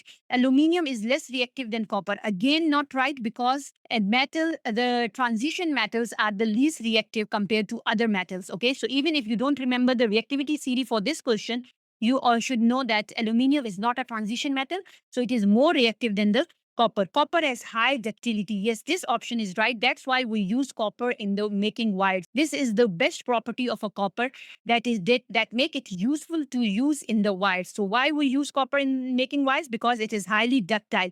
Ductile is the property of the metals to change its shape into wires. Okay, so option C is the right option. D is wrong. Why? Because metals are very good conductor of electricity. So this option is not right. Option C is the correct option. Let's see question 61. Which aluminium is when aluminium is placed in dilute HCl, there is no reaction. When zinc is placed in dilute HCl, bubbles of gas are immediately given off. Which statement correctly explain these observations? So now sometimes the student usually choose that, okay, aluminium is less reactive than zinc. That is wrong. Zinc is a transition metal. Transition metals can never be more reactive than the normal metals. Okay, aluminium is just a simple metal from a group 3, right? So the zinc is not more reactive than aluminium. What is the right answer for this question? Actually, aluminium become less reactive in acids because it has a coating of oxygen. That makes an aluminium oxide. Okay, aluminium will react with oxygen. It form a coating of aluminium oxide, and this aluminium oxide protects the inside aluminium. Okay, so whenever you place the aluminium in an open environment, it will form a layer of aluminium oxide. So the first layer will be of aluminium oxide, and the down one you will have aluminium, and this aluminium will be protected by aluminium oxide. So whenever you see a question that asks you about aluminium reactivity, that why aluminium reactivity is less, the answer is always because it has aluminium oxide layer. Okay, so the first option is the right option because aluminium is coated with a layer of aluminium oxide. Now let's see another question. Iron rusts, but aluminium does not. Okay, you see, aluminium is more reactive, but it is not rusting. Again, the same reason, because its surface is protected by an oxide layer. Okay, so you have to choose this option. Let's see another question. The diagram show experiment to investigate the rusting of iron nails. What is rusting of iron? Iron always form a brown color on its surface, and then it can easily corrode. The corrosion of the iron is actually called the rusting of iron. And when it takes place, when there is water and oxygen. When there is water and oxygen in the environment, the iron will easily rust. Okay, so now they have investigated that which option can lead to the corrosion of the iron or rusting of the iron. So the test tubes, which one option is right? This option is wrong. Why? Because we have a layer of oil, so it is protecting the iron. Second, we have already put a stopper here. So the air cannot enter into this one. So that's why the option 3 is not a right option. Okay. So option 3 is not correct. But let's see now here. Salt water and tap water. They are using the tap water and also salt water. So the water, of course, and then it is an open. So it means they both will do what? They will rust the iron. Why salt water? Because the salt water will speed up this reaction. So that's why salt water and tap water, they both can rust the iron. So that's why option 1 and 2 both are right. Okay, why not C? Because the oxygen cannot enter into this one. So that's why oxygen is not present here. And we also have a layer of oil, so it will protect the iron. That's why we cannot choose this option. Okay, so B option is the right option, 1 and 2. Let's see another question related to the rusting of iron. Iron nails are stored in an airtight container. The nails begin to rust after a few days. How can the rusting of the nails be prevented? So the best option to avoid the nails from rusting is that you have to replace the air with the argon, because argon is an inert gas. So if you replace the air with the argon, it will not allow any other element for it, that is water, to react with the iron nail. So that's why B is the right option. Okay, so B is the right option for this one. Let's see 65. Iron rests in the presence of oxygen and water. Which statement about rusting of iron is correct? Now we have oxygen and water, right? So when iron will rust, iron oxide will be produced, yes, but not anhydrous, hydrated one, because we have water. So this option is wrong. Iron rusts more quickly when attached to a piece of zinc. Wrong, because zinc is more reactive. than iron, so it will protect iron. Okay, so this option is also wrong. Coating the iron with plastic prevents the iron from rusting. Yes, if you coat the iron with the plastic, then the plastic will protect the iron from rusting. Iron lose electron when it was. Yes, that's right. Iron will lose because it's a metal, so it will lose electrons when it will react with oxygen. So option 3 and 4 is right. That is option D actually. So option D is the correct option. Let's see another question. Question 66. Which compound is formed when iron rusts? So iron when rust, it rusts in the presence of oxygen and water. So whatever you are going to get, you are going to get iron oxide, and that iron oxide will be hydrated one. Okay. So hydrated iron oxide is the right option, not iron hydroxide, because iron will react with oxygen to give you iron oxide, and hydrated because of the presence of water molecules. So option D is the right option here. Don't get confused between hydrated iron hydroxide and hydrated iron oxide. Iron will only react with oxygen, and then there will be a trap of the water molecules in that mixture. So that's why you will get hydrated iron oxide. 67. Which coating prevents iron from rusting? Okay, all these coatings prevent iron from rusting. But the another information, even when the coating is damaged. So when the coating is damaged, it's only the metal that will be more reactive can protect the iron. So there is only one metal that is written here. It is zinc. So zinc is also called as a sacrificial metal for the iron rusting, because it will sacrifice itself by losing the electron first, and then it will protect the iron. Okay, because the rusting of iron can only be prevented by the use of zinc or maybe magnesium. These are the two most reactive metals we usually use to prevent the rusting of the iron. So option D is the right option for this question. Question 68. Which statement about the use of sacrificial protection to prevent iron from rusting are correct? So now you see a more reactive metal than iron is used. Yes, as a sacrificial protector because it undergoes the reduction before iron. Wrong. Reactive metals oxidize more quickly, right? Reactivity of a metal means that it can easily be oxidized. So this wording is wrong. That's why this option is wrong. Let's see, zinc is used as sacrificial protector. Yes, because it gains electron. Again, wrong, because it loses electron. Zinc is more reactive metal. So more reactive metal means it can easily lose electron, not gain. So this option is also wrong. Copper is not used as sacrificial protector because it is less reactive than iron. Yes, if you look at the reactivity series, the copper comes after the iron. Okay, so it is not used as a sacrificial protector. Magnesium is used as a sacrificial protector. Yes, because it is more reactive than the iron. So it is more reactive means it can easily lose electrons as compared to iron. So that's why option 3 and 4 is right. That is option D. Let's see another question. Metal X acts as a sacrificial metal to prevent iron from corroding. Okay. Which metal X does not act as a sacrificial metal to prevent aluminium from corroding? What is X? So it means the metal is the actually that metal which is more reactive than iron. It can protect it, but it will be less reactive than aluminium. So you can see the options over here. That is only zinc. Zinc is the one that will protect now iron. Why not magnesium? Because these are copper and silver cannot be the one because they are less reactive even than the iron, right? So we cannot choose copper and silver. They can never be used. Now we are left with magnesium and zinc. Magnesium is more reactive if you see than aluminium, right? If you see, magnesium is more reactive than aluminium. So it means magnesium can also protect aluminium, but we have to choose a metal that will not protect aluminium. So zinc is less reactive than aluminium. So it means zinc is the right option because it will not protect aluminium, but it will protect iron because it is more reactive than iron and less reactive than aluminium. So option D is the right option. Let's see another question. Part of a steel ship is protected from rusting using a sacrificial metal. What is a suitable sacrificial metal? So any metal that is more reactive than the iron, right? That can be used. So let's see which one is more reactive. Copper, of course, not. Zinc and potassium. They are more reactive than the iron. But why we cannot choose potassium? It is more reactive than the zinc because potassium reacts with water more vigorously. So this is not a safe option. You can only choose magnesium or zinc. Magnesium is not a given option here, so zinc is the right option. That's why B option is the correct option. Let's see question 71. Blocks of magnesium are attached to the bottom of the steel to prevent rusting. Again, let's see which equation is showing the process of rusting. So magnesium will lose the electrons more readily. So you have to see the equation in which the magnesium is losing electrons. So option D is the right option. Here the magnesium is actually losing the electrons and forming the positive ions. So that's why option D is the only correct option over here, that is showing the prevention of rusting. Let's see another question. Zinc oxide reacts with carbon to produce zinc. Which equation represent this reaction?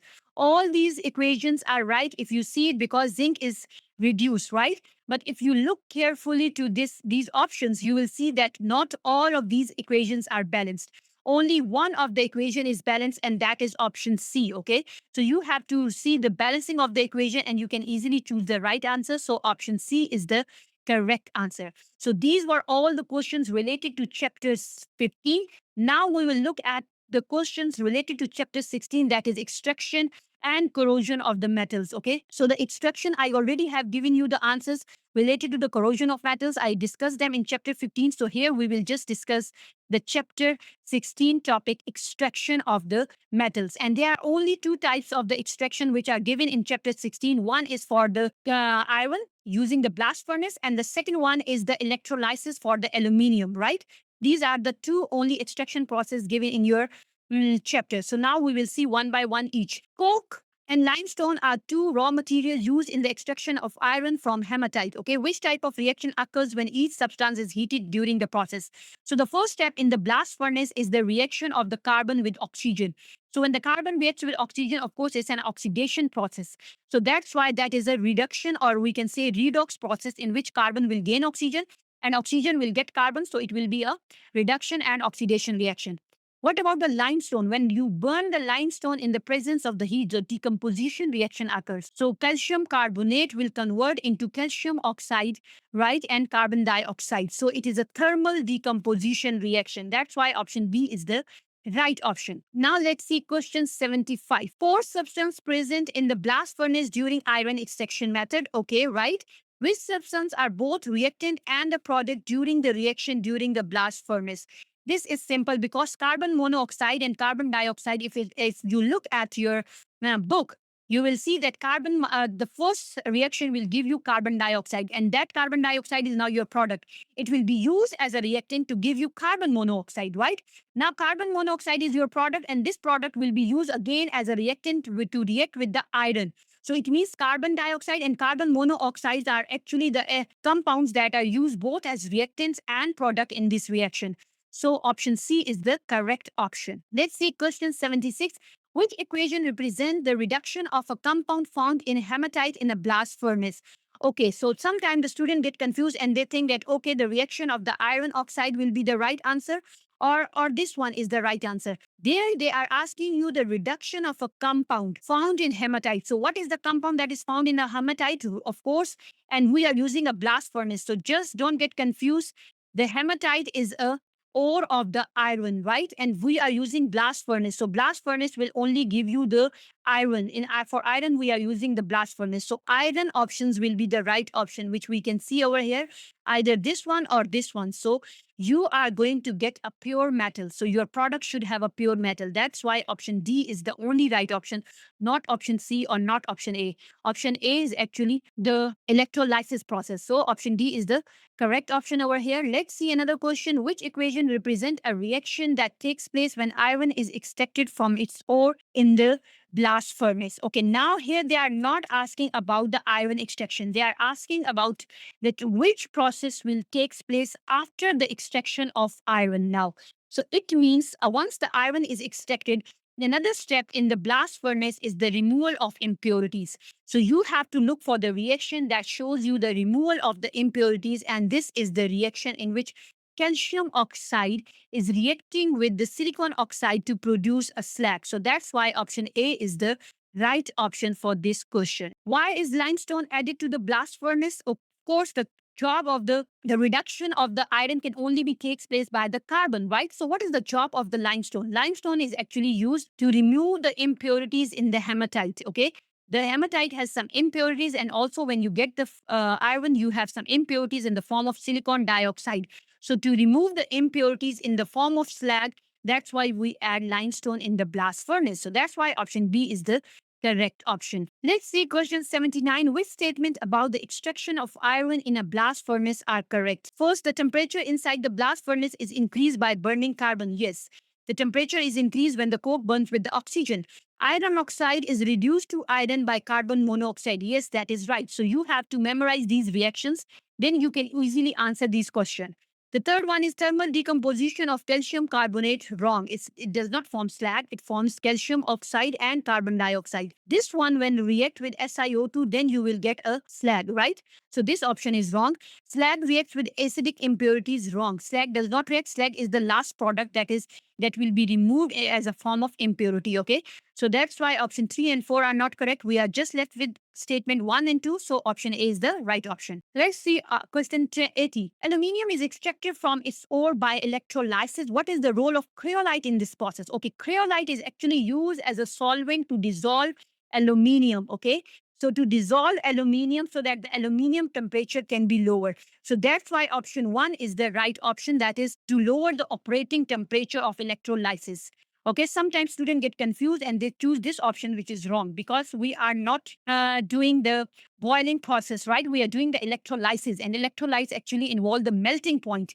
So actually, this will decrease the operating temperature of electrolysis. So option A is the correct option. Another question related to cryolite. Why is cryolite used in the extraction of aluminium? Again, because it can dissolve aluminium oxide. That's why this option is the right option. It can dissolve aluminium oxide. So now the operating temperature of aluminium oxide will be lower. So actually it acts as a solvent. So this option, sometimes the student get confused and they choose this option. Okay. And they think that, okay, the melting point of aluminium. No, the melting point of aluminium oxide is actually reduced. Okay. So that's why this option is not right. They just write aluminium. So this is wrong. Aluminium oxide melting point is decreased if you use cryolite. So that's why it is decreased, because it is used as a solvent to dissolve aluminium oxide. Option A is the right option. Let's see question 82. During the electrolysis of aluminium oxide, the mass of carbon anode changes. Which row describe the change and give a reason of this change? Okay, the mass of the carbon anode will change. Why? Because if you see the cathode, at the anode you will get, at the cathode you will get aluminium, but at the anode you will get oxygen. And now, if your electrode is made up of oxygen, is made up of carbon, then carbon and oxygen will react with each other, right? Carbon and oxygen will react to give you carbon dioxide. So it means this carbon has been used. So the mass of the anode is going to decrease because oxygen is deposited at the carbon, right? So this oxygen gas will react with carbon and will form a carbon dioxide. So carbon reacts to form carbon dioxide. That's why the mass of the anode will change in this process. So you have to change again and again the anode. So that's why option A is the correct option. So these were the questions related to chapter 16. Now let's see some of the common questions that will appear in the exam related to chapter 17, chemistry of our environment. So first of all, which gas is both an element and present in clean dry air? For this one, you have to memorize the gases which are already given in your book that are part of an air. Okay, first of all, they ask you which one of them is an element. So you have to choose the element first. So you can see iron, argon, and chlorine are the only elements. The water is a compound, carbon dioxide is a compound, right? So now we are only left with argon and chlorine. So which one is present in now dry air? So in dry air, we only have argon. We don't have chlorine. So argon is the right option now here. So option A is correct. Let's see another question. Some information about three gases is given here. Gas P forms when magnesium react with dilute HCl. So whenever HCl and magnesium react, what you are going to get? Magnesium chloride and H2, right? So hydrogen is a gas we are going to get. So this is H2. Gas Q makes 78% of the air. That's obvious. Everybody knows that is nitrogen, okay? Nitrogen makes the 78% of the air. Gas R forms when gas P reacts with. So when these two will react, we will get gas R. So what is gas R? N2 and H2 when react, we will get ammonia, of course. So option A is the right option. Let's see question A. 86. Some combustion reaction produce pollutant gases. Which reaction produce a pollutant gas that is not present in clean air? So in clean air, we don't have carbon monoxide. Okay. In clean air, we have high water vapors, right? In clean air, we have carbon dioxide also. Sometimes the student get confused. They think that carbon dioxide is not a part of clean air. carbon dioxide is actually a part of clean air, but it is in very small amount or in a trace amount. Okay. So that's why carbon dioxide is also a part of clean air, but nitrogen oxides, it's not a part of clean air.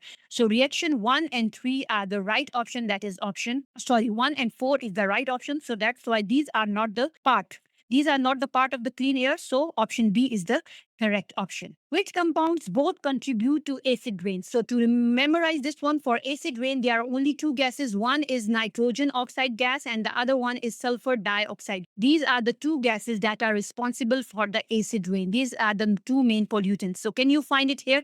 Yes, the oxide of nitrogen and sulfur dioxide. So option C is the correct option. Let's see another question. Oxide of nitrogen are produced by car engines, right? So these are responsible for acid rain.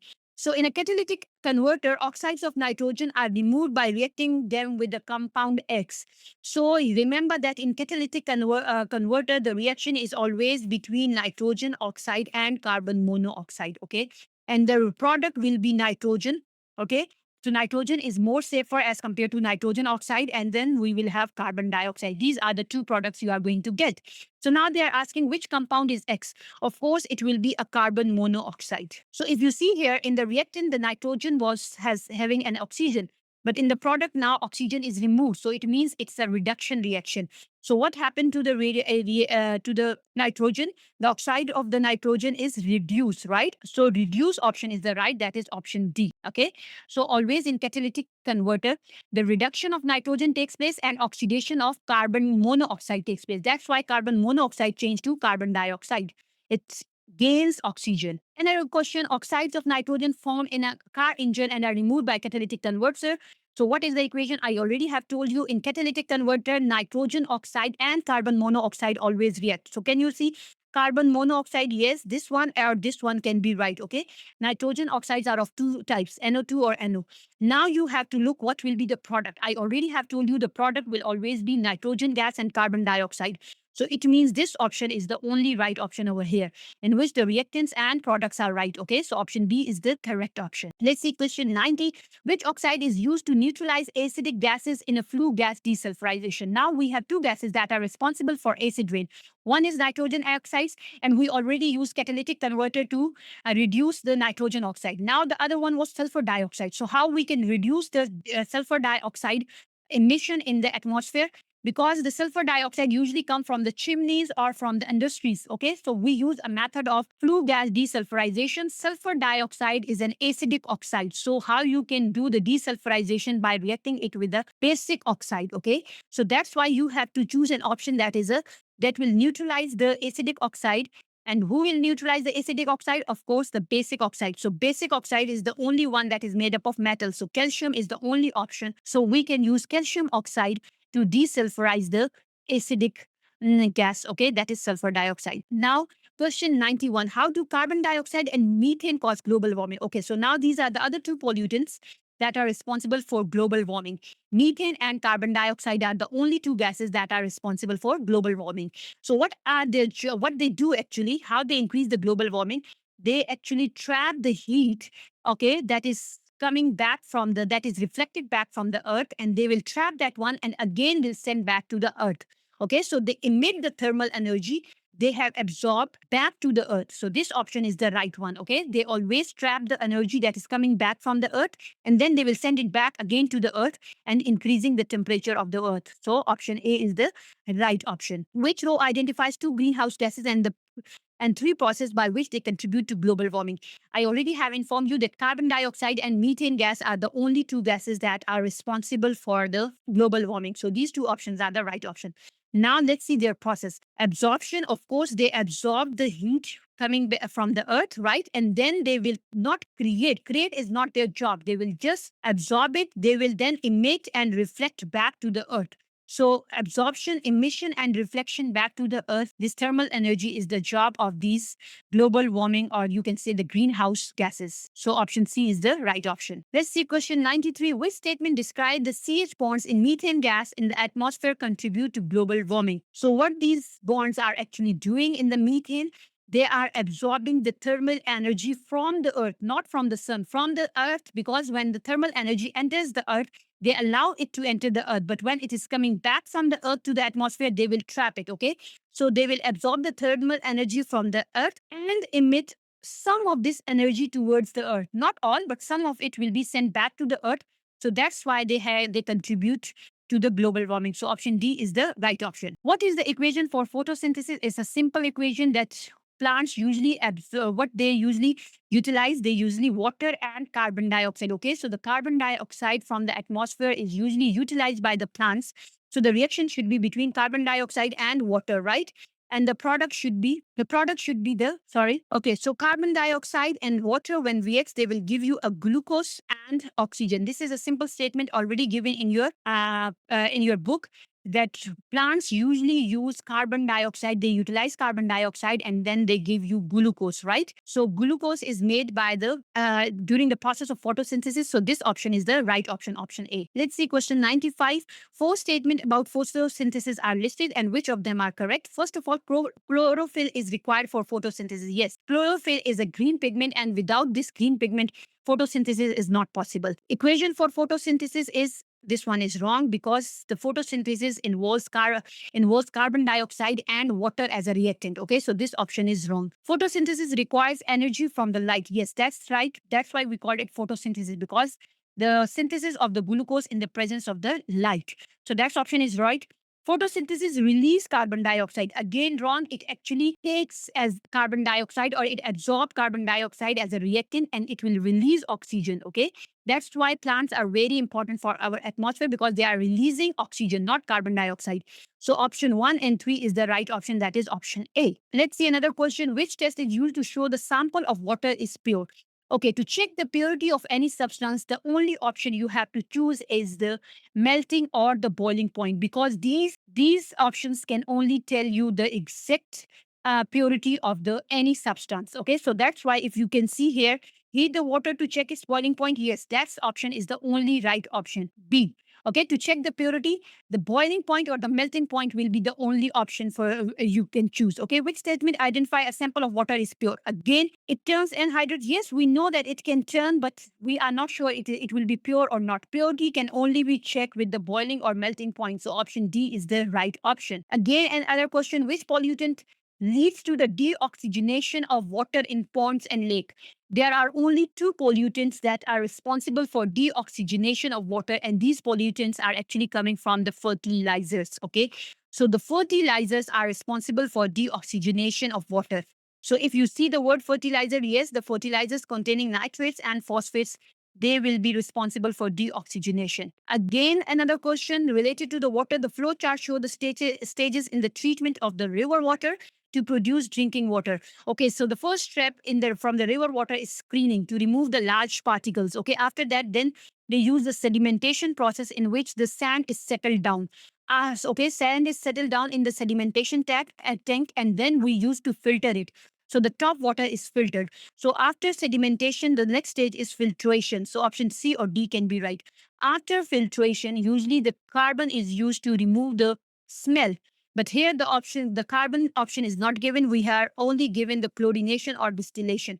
So chlorination is the last step in which we use chlorine to kill the bacteria or any microbes. So option C is the right option over here. That is filtration and chlorination. Another process, several processes are used to treat domestic water. Which row identifies a reason for the given process? So chlorination is a process that is used to kill microbes. That is wrong now. Impurities, no, to kill microbes.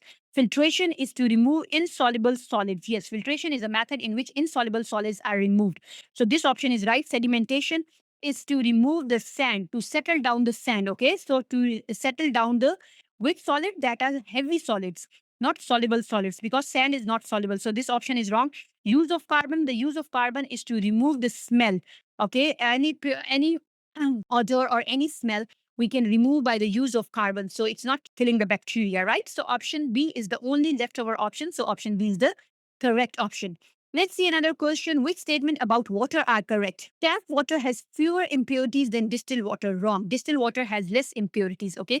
Because we already have removed the impurities through the process of distillation. Tap water will turn anhydrous cobalt chloride pink. Yes, because it doesn't matter even the water is pure or not. The water can change the color of the anhydrous cobalt chloride. Okay, when it becomes hydrated, the color will change to pink. The domestic water supply is treated with carbon to kill. Yes, it is treated with carbon, but not to kill microbes, but to remove the smell. Okay, any bad odor, it is used to remove that one. Phosphates from fertilizer can cause deoxygenation of water. Yes, that is right. The fertilizer usually when the fertilizers move into the ponds or in the rivers, they usually cause a deoxygenation of the water, and many marine life or the river life, they can be damaged because of this, or many fishes can even die. So that's why option 2 and option 4 are right. That is option C. Okay, so option C is the correct option.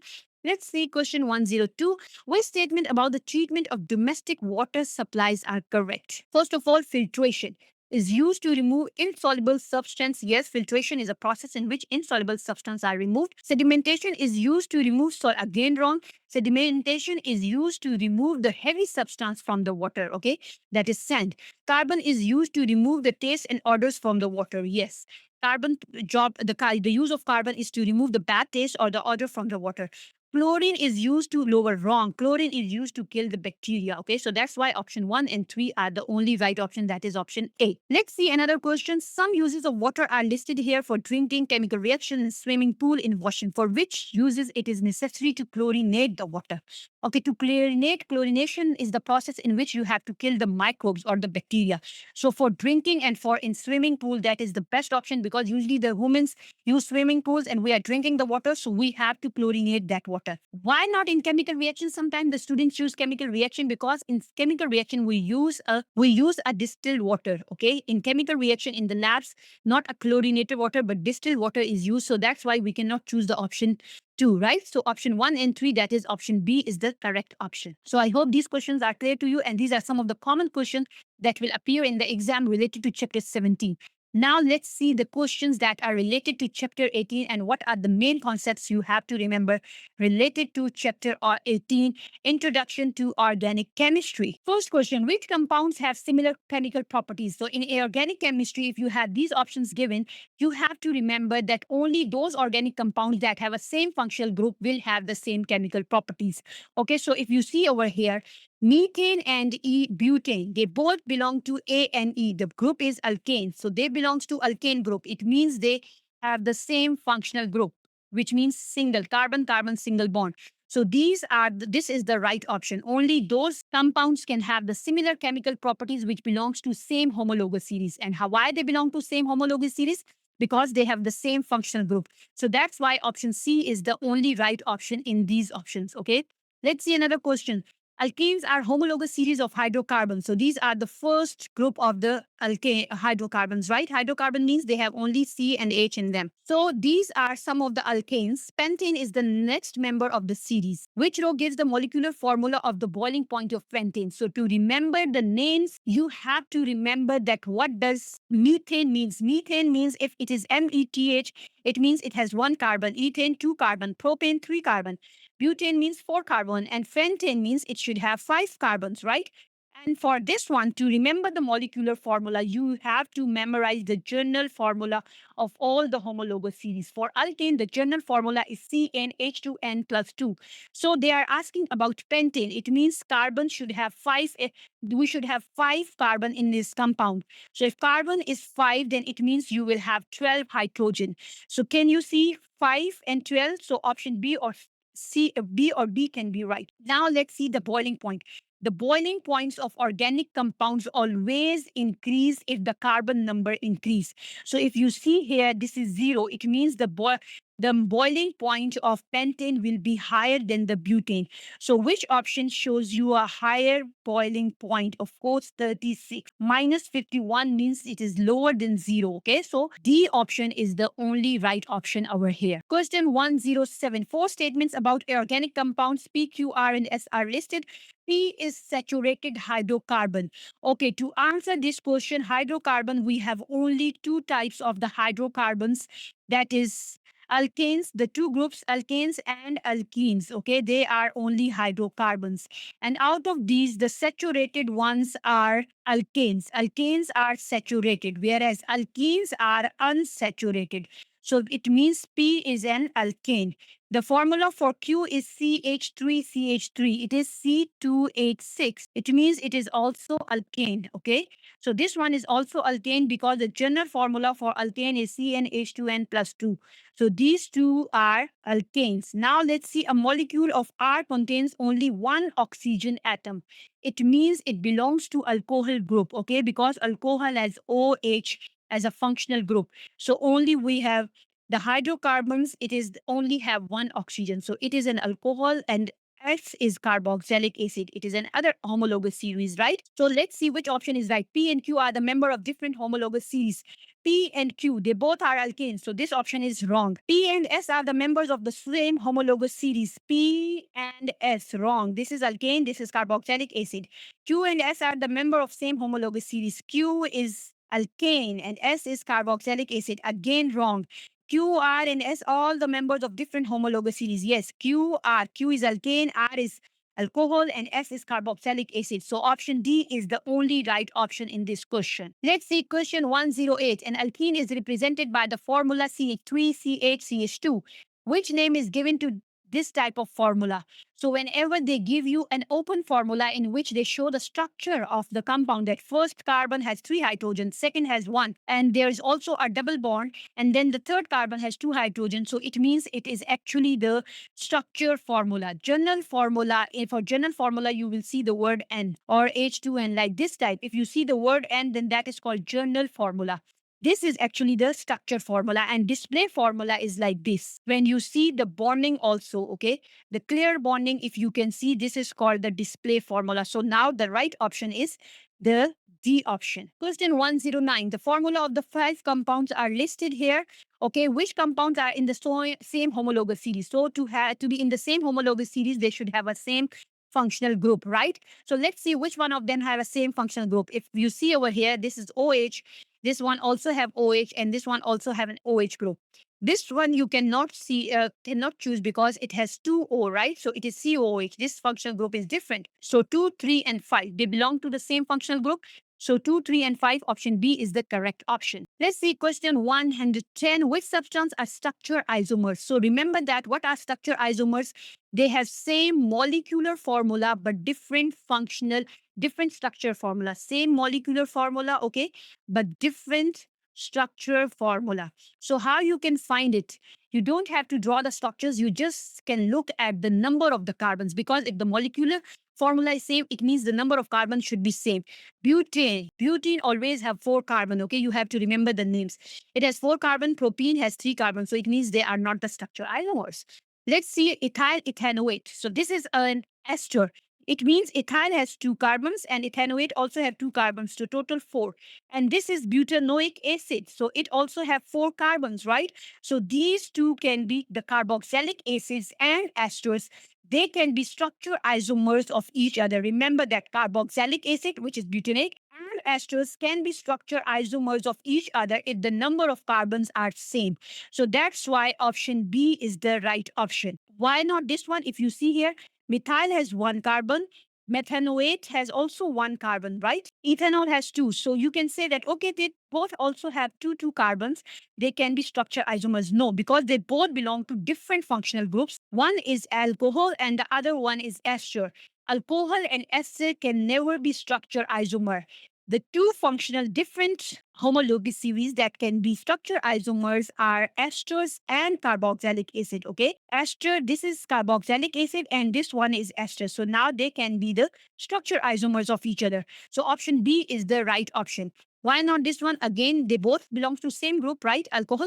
But the problem is that this has 3 carbon and this one has 4 carbon. So option B is the only right option over here. Which molecules are structure isomers? Again, when you are looking for the structure isomers, you don't have to look for everything. You just have to count the number of the carbons and hydrogen. If you count the number of the carbon and hydrogen in all of them, you will see only these two have the same number of carbon and hydrogen. So only the structure is different.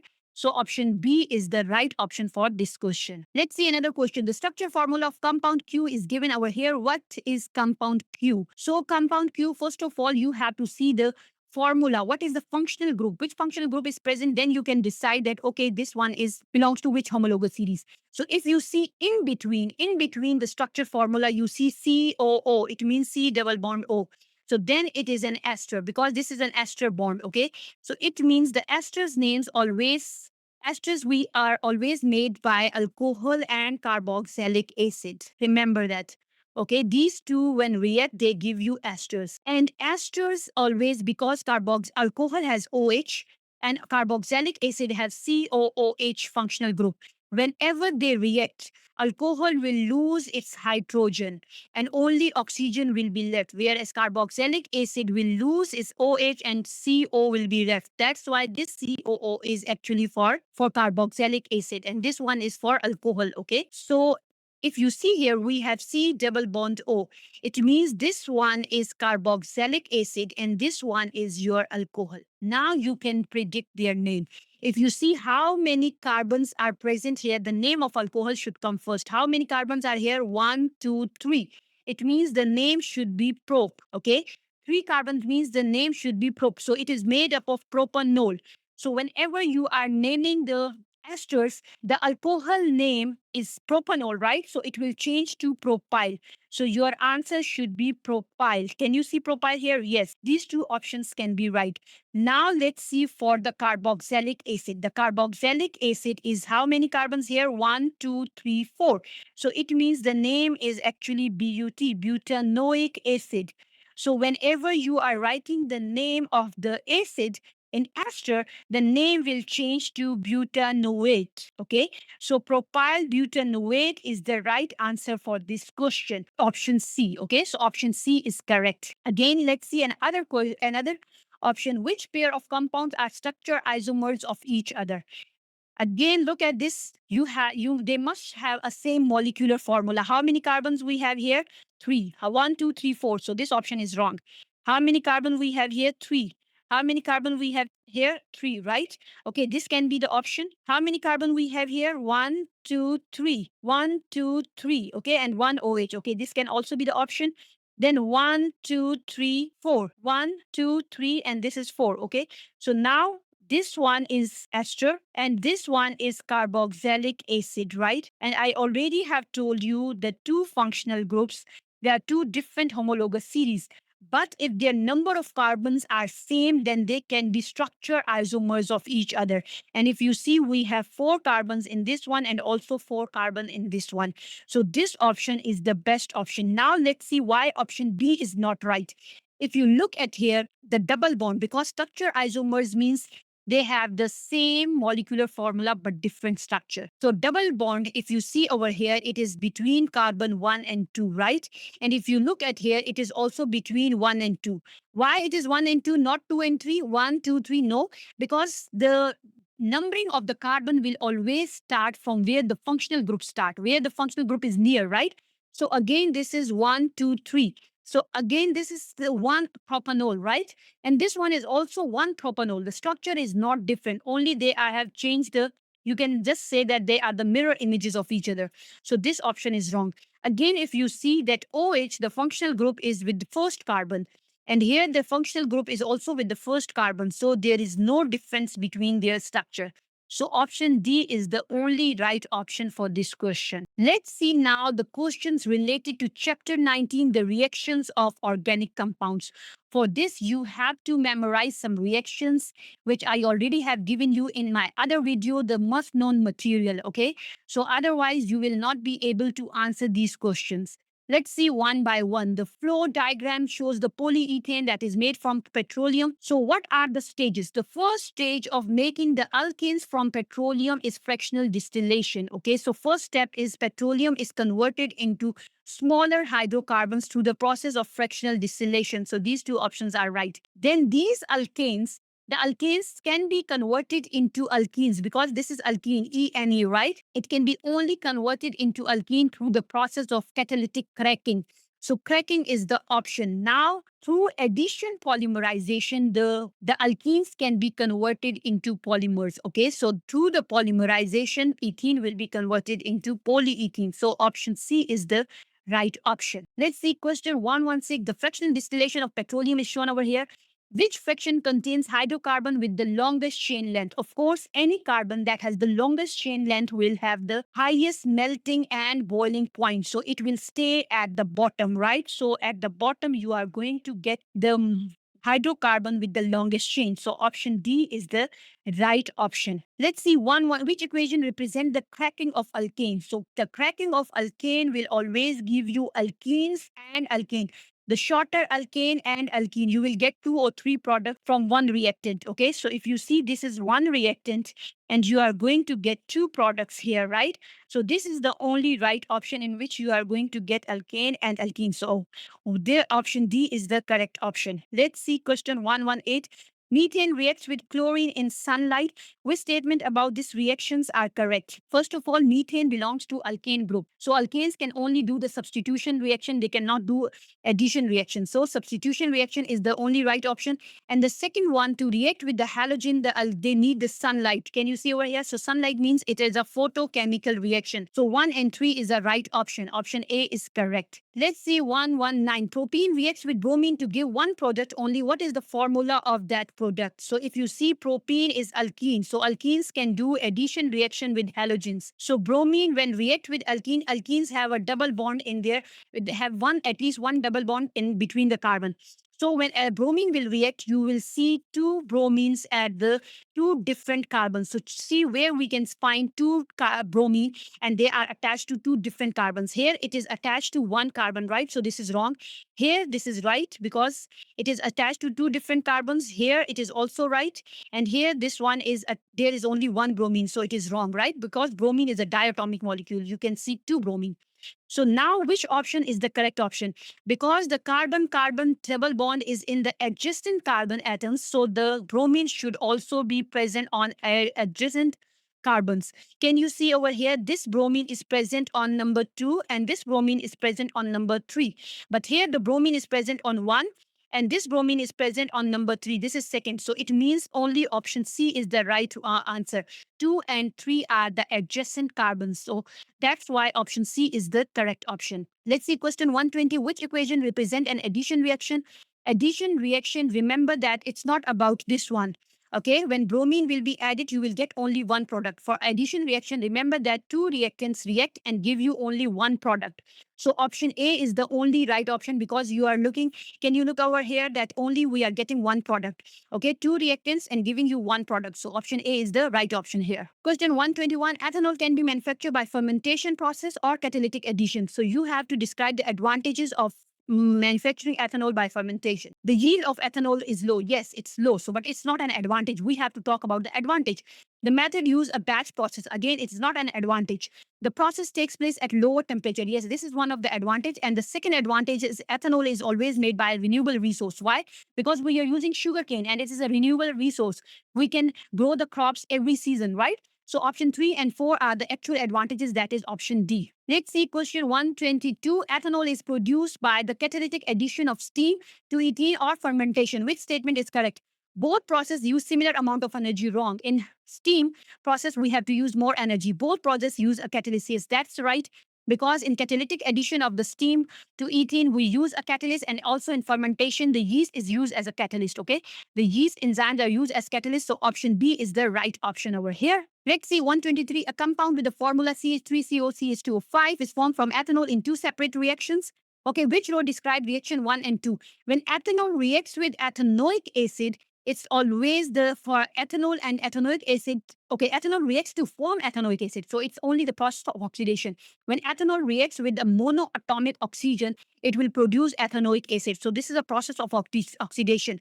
Ethanoic acid, when react with ethanol, they give you an ester. So this is the formation of ester. Okay, so option A is the right option over here. Let's see 124. What is the disadvantage of producing ethanol using the catalytic addition of steam? So the main disadvantage is that we are using a non-renewable energy resource. That is the main disadvantage of this process. So option C is the right option. 125. Methanoic acid and propanol react to form an ester. What is the structure formula of an acid? It is simple. One of them should have only one carbon before CO bond. So CO bond, we have only one carbon, right? This is the one that is a part of ethanoic acid. And then propanol, we should have three carbons because propane means three carbons, right? So option A is the only right option here. Let's see question 126. The structure of organic compound X is shown here. What is X? Simply, this is your carboxylic acid. So how many carbon we have? Two. So it is ethanoate. Can you see ethanoate here? Yes. And what about this one? This is only one carbon. So it's ethyl. It is made up of alcohol. Oh, sorry, methyl. Because one carbon, so methyl. So methyl ethanoate is the right option. Option C. 127. The structure of ester is shown over here. Which row identifies the name of ester and the two compounds from which it is made up of? If you see, this is your carboxylic acid. So how many carbon we have? Three carbons. So it means it is propanoic acid. So can you find propanoic acid? Yes, we have propanoic acid here. And how many carbon we have here? So this one is ethanol. So it is actually two carbons. So it is ethanol, right? So this option, the two options are right. So now how we will name it?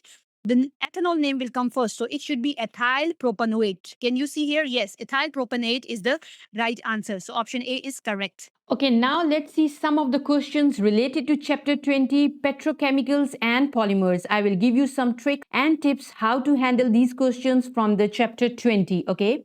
Now let's see the first question. Which statement about monomers or polymers are correct? To answer this question, you have to remember three main concepts related to monomer and polymer. First of all, you must know the difference between monomer and polymer. Monomer is the smallest unit, okay, that makes up or they join together to make a polymer, whereas polymer is the largest unit that has millions or hundreds of the monomers joined together. Okay, that is the first concept you must know. And how you will know? You can see it from the word polymer. Can you see the word polymer? Polymer means multiple, right? So it is a compound that is made up of millions or hundreds of the monomers. Okay, now let's see, come towards the second point. The second concept you have to memorize is that polymers can be made by two types of reaction. One reaction is addition reaction, in which the same monomers will join together, especially those monomers will belong to alkene group. We're having a carbon-carbon double bond, okay? So addition reaction will result in the polymers that are called addition polymers, and one of the example is polyethylene or polypropene, okay? So polymers can be made through addition reaction, or another reaction is condensation reaction.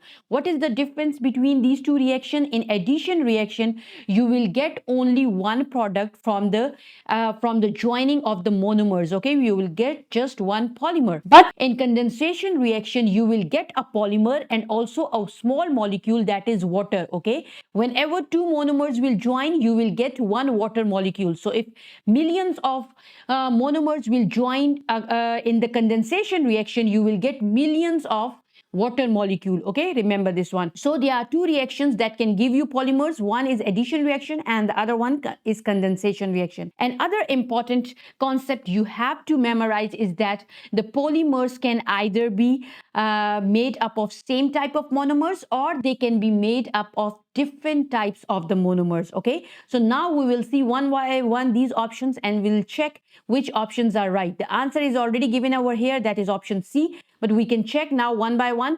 Monomers are always joined together by addition reaction. Addition reaction is right, but always is not right, because they can also be made through condensation reactions. So option 1 is incorrect. Second, a polymer can be formed from a single type of monomer. Yes, a polymer can be formed from a single type of monomer, or maybe two different types of the monomers, okay, or maybe multiple types of the monomers. So that's option is right. A polymer can be formed by joining two different types of monomers. Yes, I already have informed you. So option 3 is also right. So that's why option C is correct. 2 and 3, both options are right.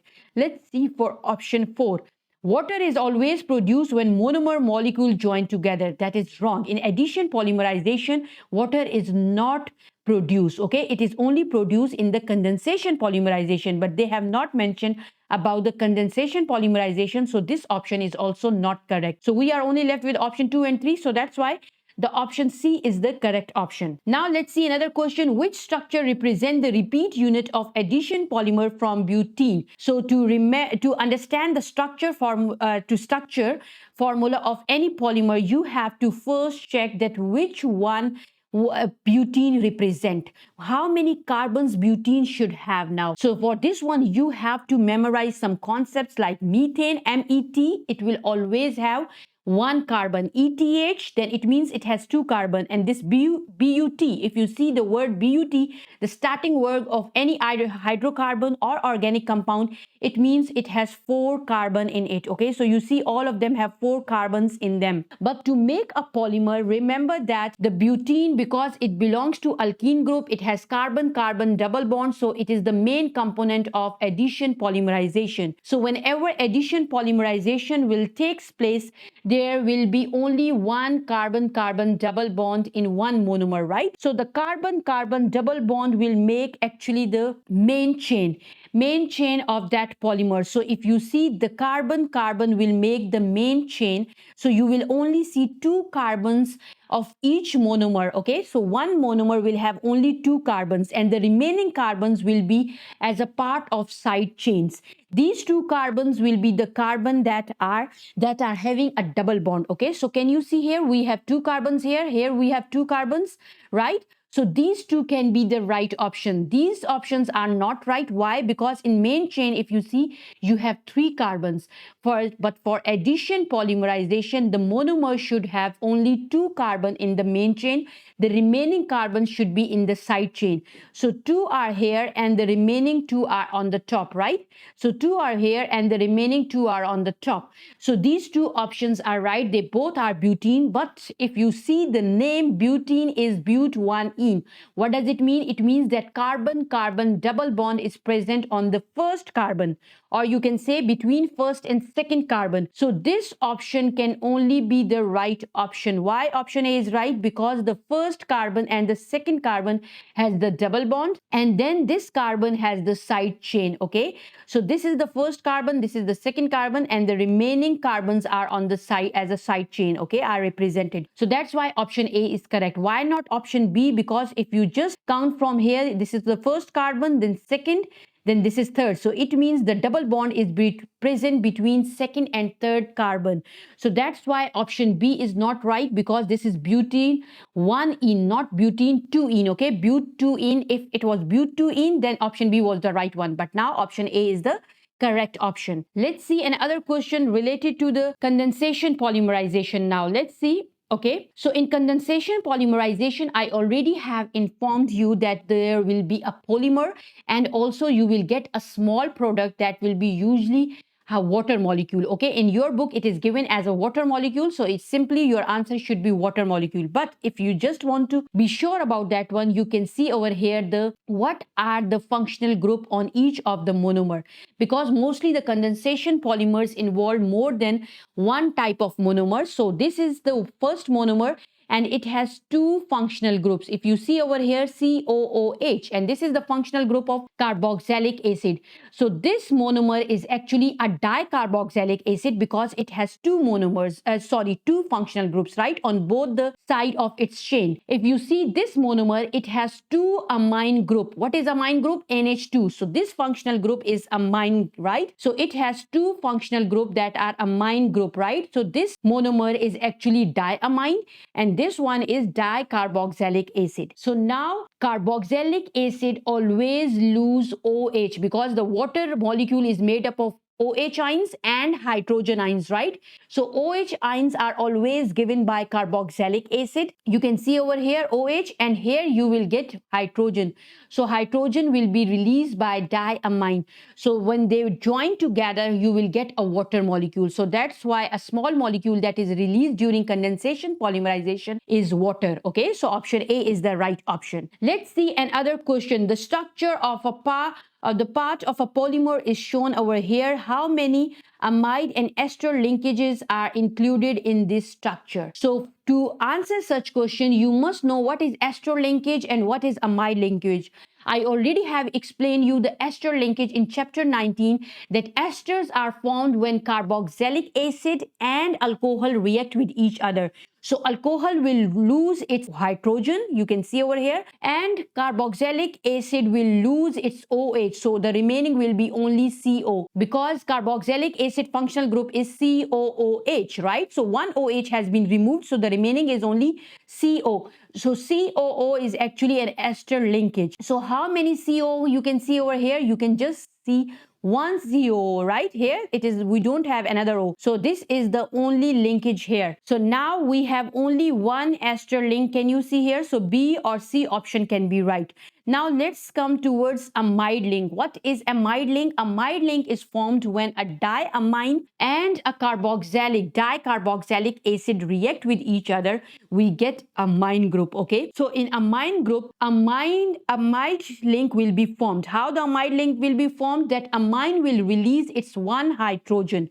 What is amine? NH2. Okay, so can you see here that we have NH and one H has already been removed to give you a water molecule, whereas the carboxylic acid will remove its OH, right? So CONH is an amide linkage. Can you see how many NHCO we have? NHCO1 and NHCO. This is a second one, right? So we have two amide linkage and one ester linkage. So our answer C is the right option. Let's see question 133. Parts of structure of two different polymers are shown here. Which row about the monomers and the linkage between the monomers in the polymer X and Y is correct? Let's see first the linkages. The linkages between these two monomers. Can you see we have one monomer here and this is the second monomer. Usually in condensation polymerization, we represent the monomers like in a form of a box, right? Because we are not interested what is inside that box, what is the chemical formula inside the box. Okay, we are just concerned about the functional group it has. So the functional group are mentioned here, right? Can you see the functional group here? This is CO, the functional group here, right, on the both of its side. But if you see here for this monomer, it has NH and NH. That is the functional group for this monomer. So how many monomers we have? Two monomers, right? This one also have two monomers. Now let's see, are these two monomers similar or different?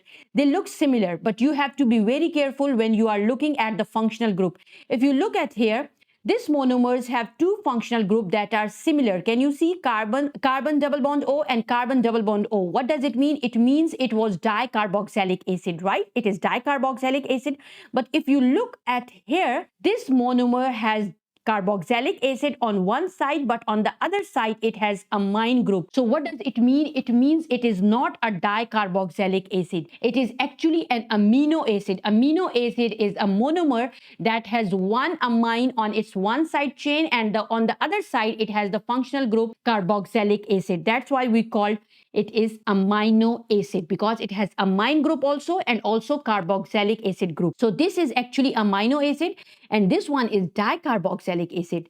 This one is what? It is actually diamine, and this one is what? This is also an amino acid but of different type, right? So because the inside structure is different but the functional groups are same of these two, right? So X and Y, the monomers are now not the same, because this monomer is dicarboxylic acid, this one is diamine, but this monomer is amino acid. So the amine monomers in X and Y are not same, they are different. So A and B option can be right. Now let's see towards the linkages. The linkages are always same for diamine and dicarboxylic acid when react, or when amino acids react, because amino acids also have a functional group carboxylic acid and amine group, right? So the linkage will form will be the amide linkage. So can you see here the linkage is same, C double bond O NH, and here the linkage is also same, C double bond O NH. So the linkage is same. The linkage in X and R are the same as that the linkages in Y. So option B is the right option. Let's see what is the structure of PET. Okay, so before I explain you the structure of PET, you have to memorize about the two condensation polymerization examples. Okay, so we have two types of condensation polymerization. One is PET or polyester, we can call them polyester, and the other ones are polyamide. Okay, what are polyesters, what are polyamide? That is the difference is only between the linkage. If the linkage is ester linkage, then such polymer is called ester, polyester. Okay, if the linkage is amide linkage in that polymer, then we will call it a polyamide. So what is ester linkage and what is polyamide link? The amide linkage. Ester link is formed. This is obvious from the name. How esters are formed? They are formed when carboxylic acids react with alcohol. Okay, so when a diol, a dialcohol, and dicarboxylic acid react, these two monomers, when they react, they make a polyester, releasing a water molecule, right? So polyester will have a ester bond. PET is an example of polyester polymer. Okay, polyester polymer example is PET, and another name for PET is terylene. Okay, so in exam, if you see the word PET or terylene, it means they are asking about polyester. So this is one of the examples. So polyester link is C double bond OO. So you will have one carbon and two oxygen in that linkage. So can you see that linkage here? We have carbon double bond O, but we don't have another O. So it means this is actually a amide linkage, not a ester link. So this one is an ester link. Can you see here? Yes. Again, we have ester link. Again, we have ester link. So C double bond OO is actually the ester link.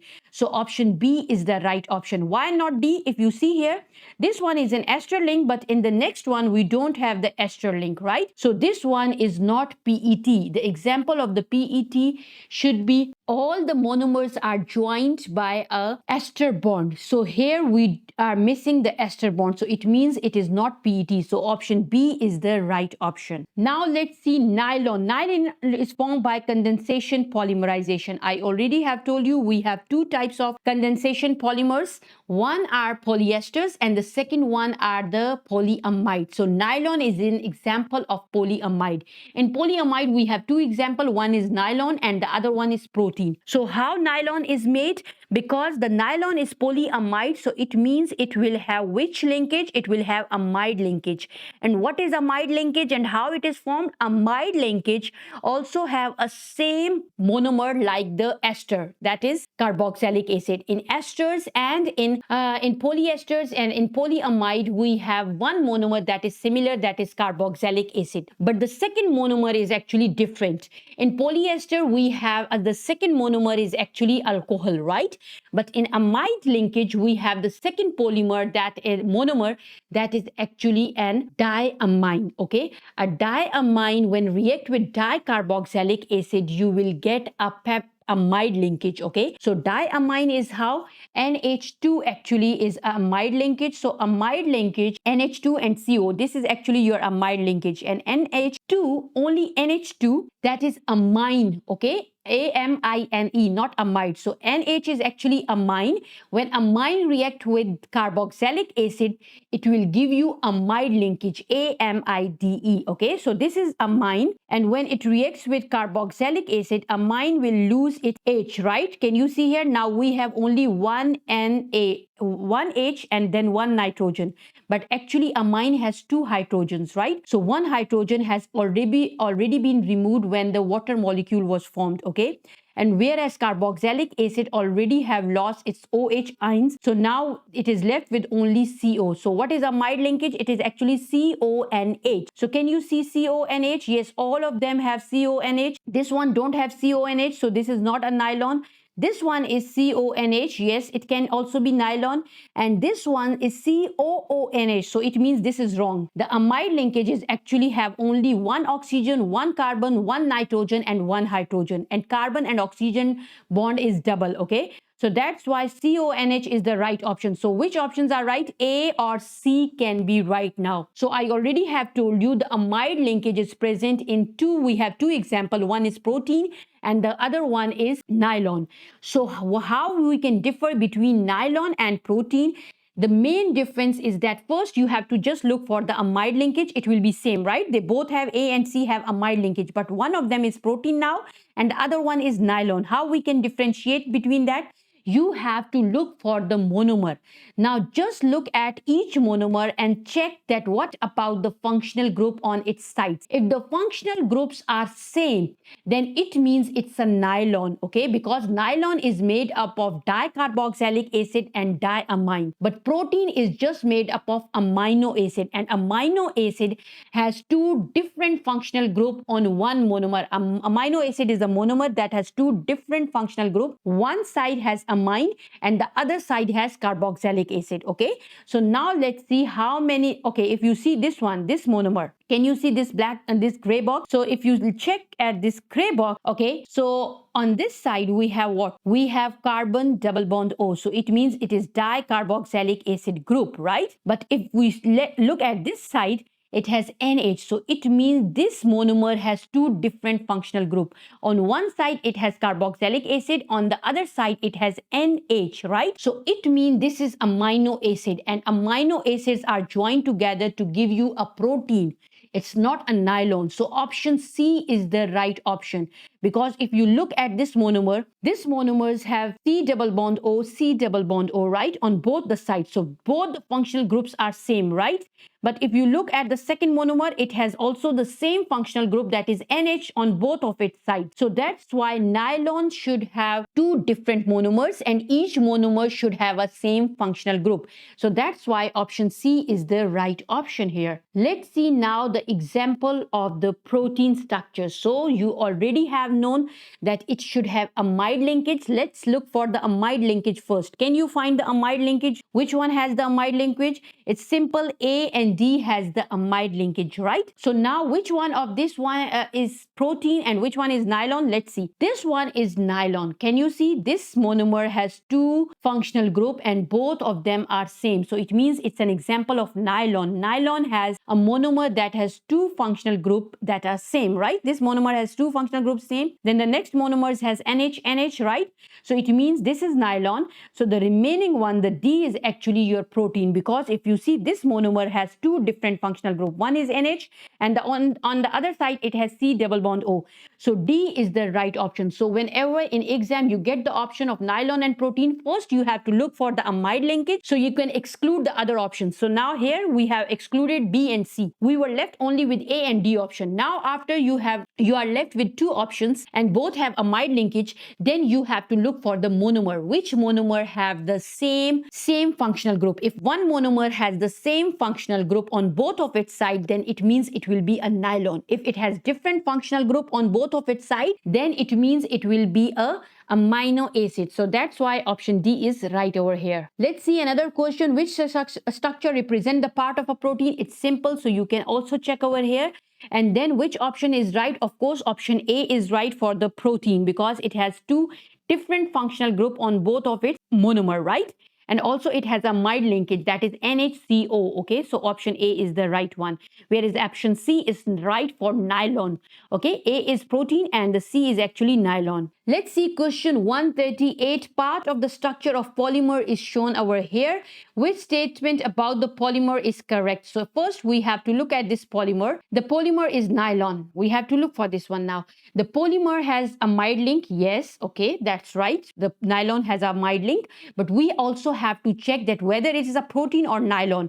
So if you look at this monomer has two different functional group, right? It don't have the same functional group on its side. So it means it's not a nylon. It is actually a protein. So option 1 is not right. Let's see the second one. The polymer is formed by condensation polymerization. Of course, proteins are formed by condensation polymerization. They release a water molecule when two monomers join.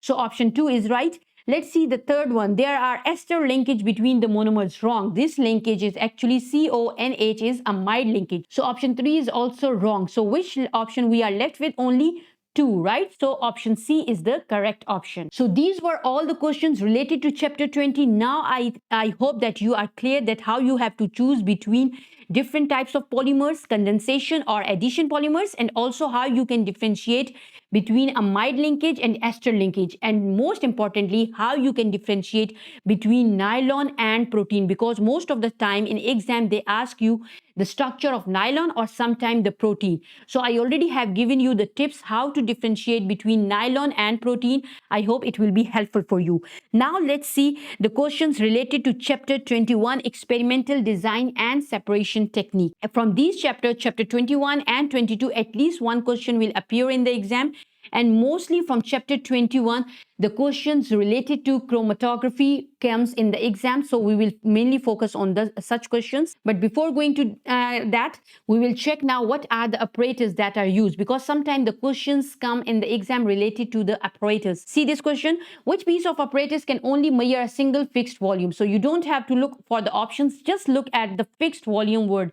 If you see a fixed volume word in your question, then it means it's the only option will be the pipette. Okay, which option is the right option? The pipette can measure the fixed volume. The other one, the beaker, burette, they can measure different volumes, but the fixed volume can be measured by the volumetric pipette. So option D is the right option. Now let's see another question. The concentration of acid and alkalis can be determined by titration. So all those students who are working in the labs and who have 2 years of IGCSE course, they already know that which apparatus is used for titration, that is 2 and 4, because in the one we use the burette, and we have, because it can control we can also control the measurements, right? So this option can be the right option. And thermometer, of course, it's not right, because we are not checking the temperature.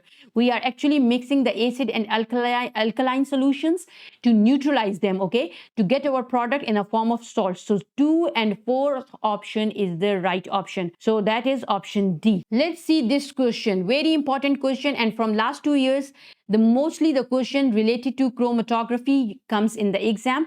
So to answer such question, you have to first look at this picture. Okay, this is the picture of the chromatogram, the paper on which chromatography is done. So now let's see, there are two main things, baseline and the solvent front. Okay, so whenever in exam they ask you for some calculations, you always have to calculate the measurements between the baseline and solvent front, and you have to ignore everything at the top or at the bottom of this solvent front and baseline. Okay, so now let's see one by one each statement. Which statement is correct? Q is a pure substance. Okay, what chromatography is used for? Chromatography is used to separate the mixture present in a compound, okay, or the mixture of the elements. Actually not a compound, but the mixture of elements you can separate easily through chromatography. And what is the principle behind it? Is actually the solubility. According to their solubility in a particular solvent, you can separate them, right? So if you see over here, Q is a pure substance, that option is why not right? It's wrong, because if you see, we can see two spots over here. X was our Q, right? The substance Q. Now it is giving you two spots. It means it is a mixture of at least two elements. So it is not a pure substance. A pure substance is not a mixture, right? It is only made up of one element. So that's why this option is wrong. The RF value of the lower spot is 0.25. It is, no measurements are given over here, so we cannot conclude that it is 0.25 or it is more. Okay, so that's why option B is also not right. Q is a mixture of at least two different substances. Yes, this option is right. Why? Because we can see two spots over here, so at least it is made up of two elements, right? Third, Q is a compound of two elements. Again wrong, because in chromatography we usually separate the mixture, not the compounds. You cannot separate the compounds just through chromatography. Okay, so option D is a wrong option. So option C is the only right option over here. Now let's see the chromatogram of the substance as is shown over here. Some distance are labeled in the diagram. How is the RF value of substance S is calculated? Okay, to measure the value of RF, you have to memorize the formula, that is the distance traveled by the substance. Okay, the substance you are measuring, or you can say the unknown substance, divided by the distance traveled traveled by the solvent. I think it's an easy formula, okay? So the main mistake usually students do in the calculation is that they don't know from where the measurements they have to take. So I already have told you that you have to measure everything between the baseline and solvent front and ignore every other calculation or any other measurement. Okay, so the measurements that are below the baseline, you have to just ignore them, and the measurements that are above the solvent front, you have to ignore these measurements and also these measurement. Okay, so now let's see. First measurement should be from the baseline up till the substance has moved, right? So this is y divided by, okay, so here this option can be right, C or D. Now let's see the solvent, how much solvent has moved. So again, the solvent we have to measure from the baseline. Can you see this line? Yes, so this is the baseline and up till the solvent front. So it means X is the right answer. So Y over X is the right answer to calculate the RF value for the substance S. Okay, C is the correct option. Now let's see another example of this one. And this is how you have to measure the calculation. Again, I am repeating, you must know the formula. RF value is equal to distance traveled by the substance, okay, which we are measuring, divided by the distance traveled by the solvent, okay. And these distance you have to measure between the baseline and the solvent front. Now let's see what is the RF value of Q. So the distance traveled by Q is up till here, right? Can you see here? Yes. And but the starting point should be the baseline, not from the Q, from here, right? From the base. So your starting point is the baseline. So how you can measure 83 minus 13? 70. So 70 is the first calculation you have to do. That is the distance traveled by your substance Q. Okay, now 70 divided by what? 70 divided by the distance traveled by the solvent. Let's see where our solvent has traveled. So you have to measure up till the solvent front from the baseline. Again, if you check, we are not given from baseline to solvent front. The measurement is from the bottom, right? So you have to minus this 13 from here. 114 minus 13, what is the answer? 101. So 70 divided by 101 is the actual calculations you have to do. So 70 divided by 101 is 0.69, 693. Okay, so the correct option here is C. So the RF value for the Q is 0.69. So I am repeating again that you have to measure all the calculation between baseline and solvent front. If you will not measure, then you will get the wrong answer. Okay, just ignore everything that is below the baseline and just at the top of the solvent front. So you have to remove just ignore these calculations. You have to measure anything that is between solvent front and baseline. Okay, so option C is the right option. Let's see another question. RF value are used to identify unknown substances using proper chromatography, and which statements about RF values are correct? First, RF values are always less than 1. Yes, that is the right option. All the values are always between 0 and 1. Okay, so if your answer RF value is more than 1, it means you have done some mistakes in your calculation. Second, the formula of RF value is the distance traveled by unknown substance. But can you see here they have written solvent, so it is wrong. Okay, the higher the RF value, the further the unknown substance travel. Yes, that's right.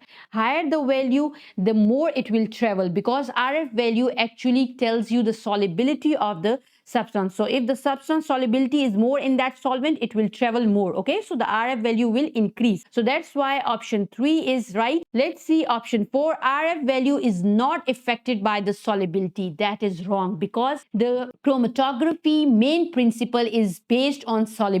Okay, so of course the RF value will be affected by the solubility, because the RF value is actually the distance travel, and the distance is actually depending on what? On the solubility.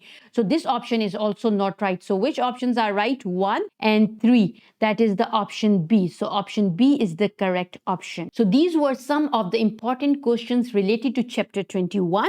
Now let's see some important questions related to chapter 22. But let me clear that for chapter 22 chemical analysis, the questions, there is no tips and tricks. You have to memorize some basic knowledge that I already have posted in my video related to must known material for IGCSE paper 2 part 2. Okay, you can look at that video, and if you memorize all the concept, you can easily get answers. You can easily answer the question related to chapter 21. Okay, at least one question will appear in the exam related to chapter 22. So I have just given you a few examples from chapter 22. We can see one by one. First of all, X is a white powder. The following tests are done. What is X? So these questions will appear in the exam related to the solubility also, and also about different types of the ions with their colors. Okay, so if you see, they are already giving you different, that okay, if you add the few drops of sodium hydroxide, the solution of X have no precipitate forms. Okay, when X is heated aqueous with sodium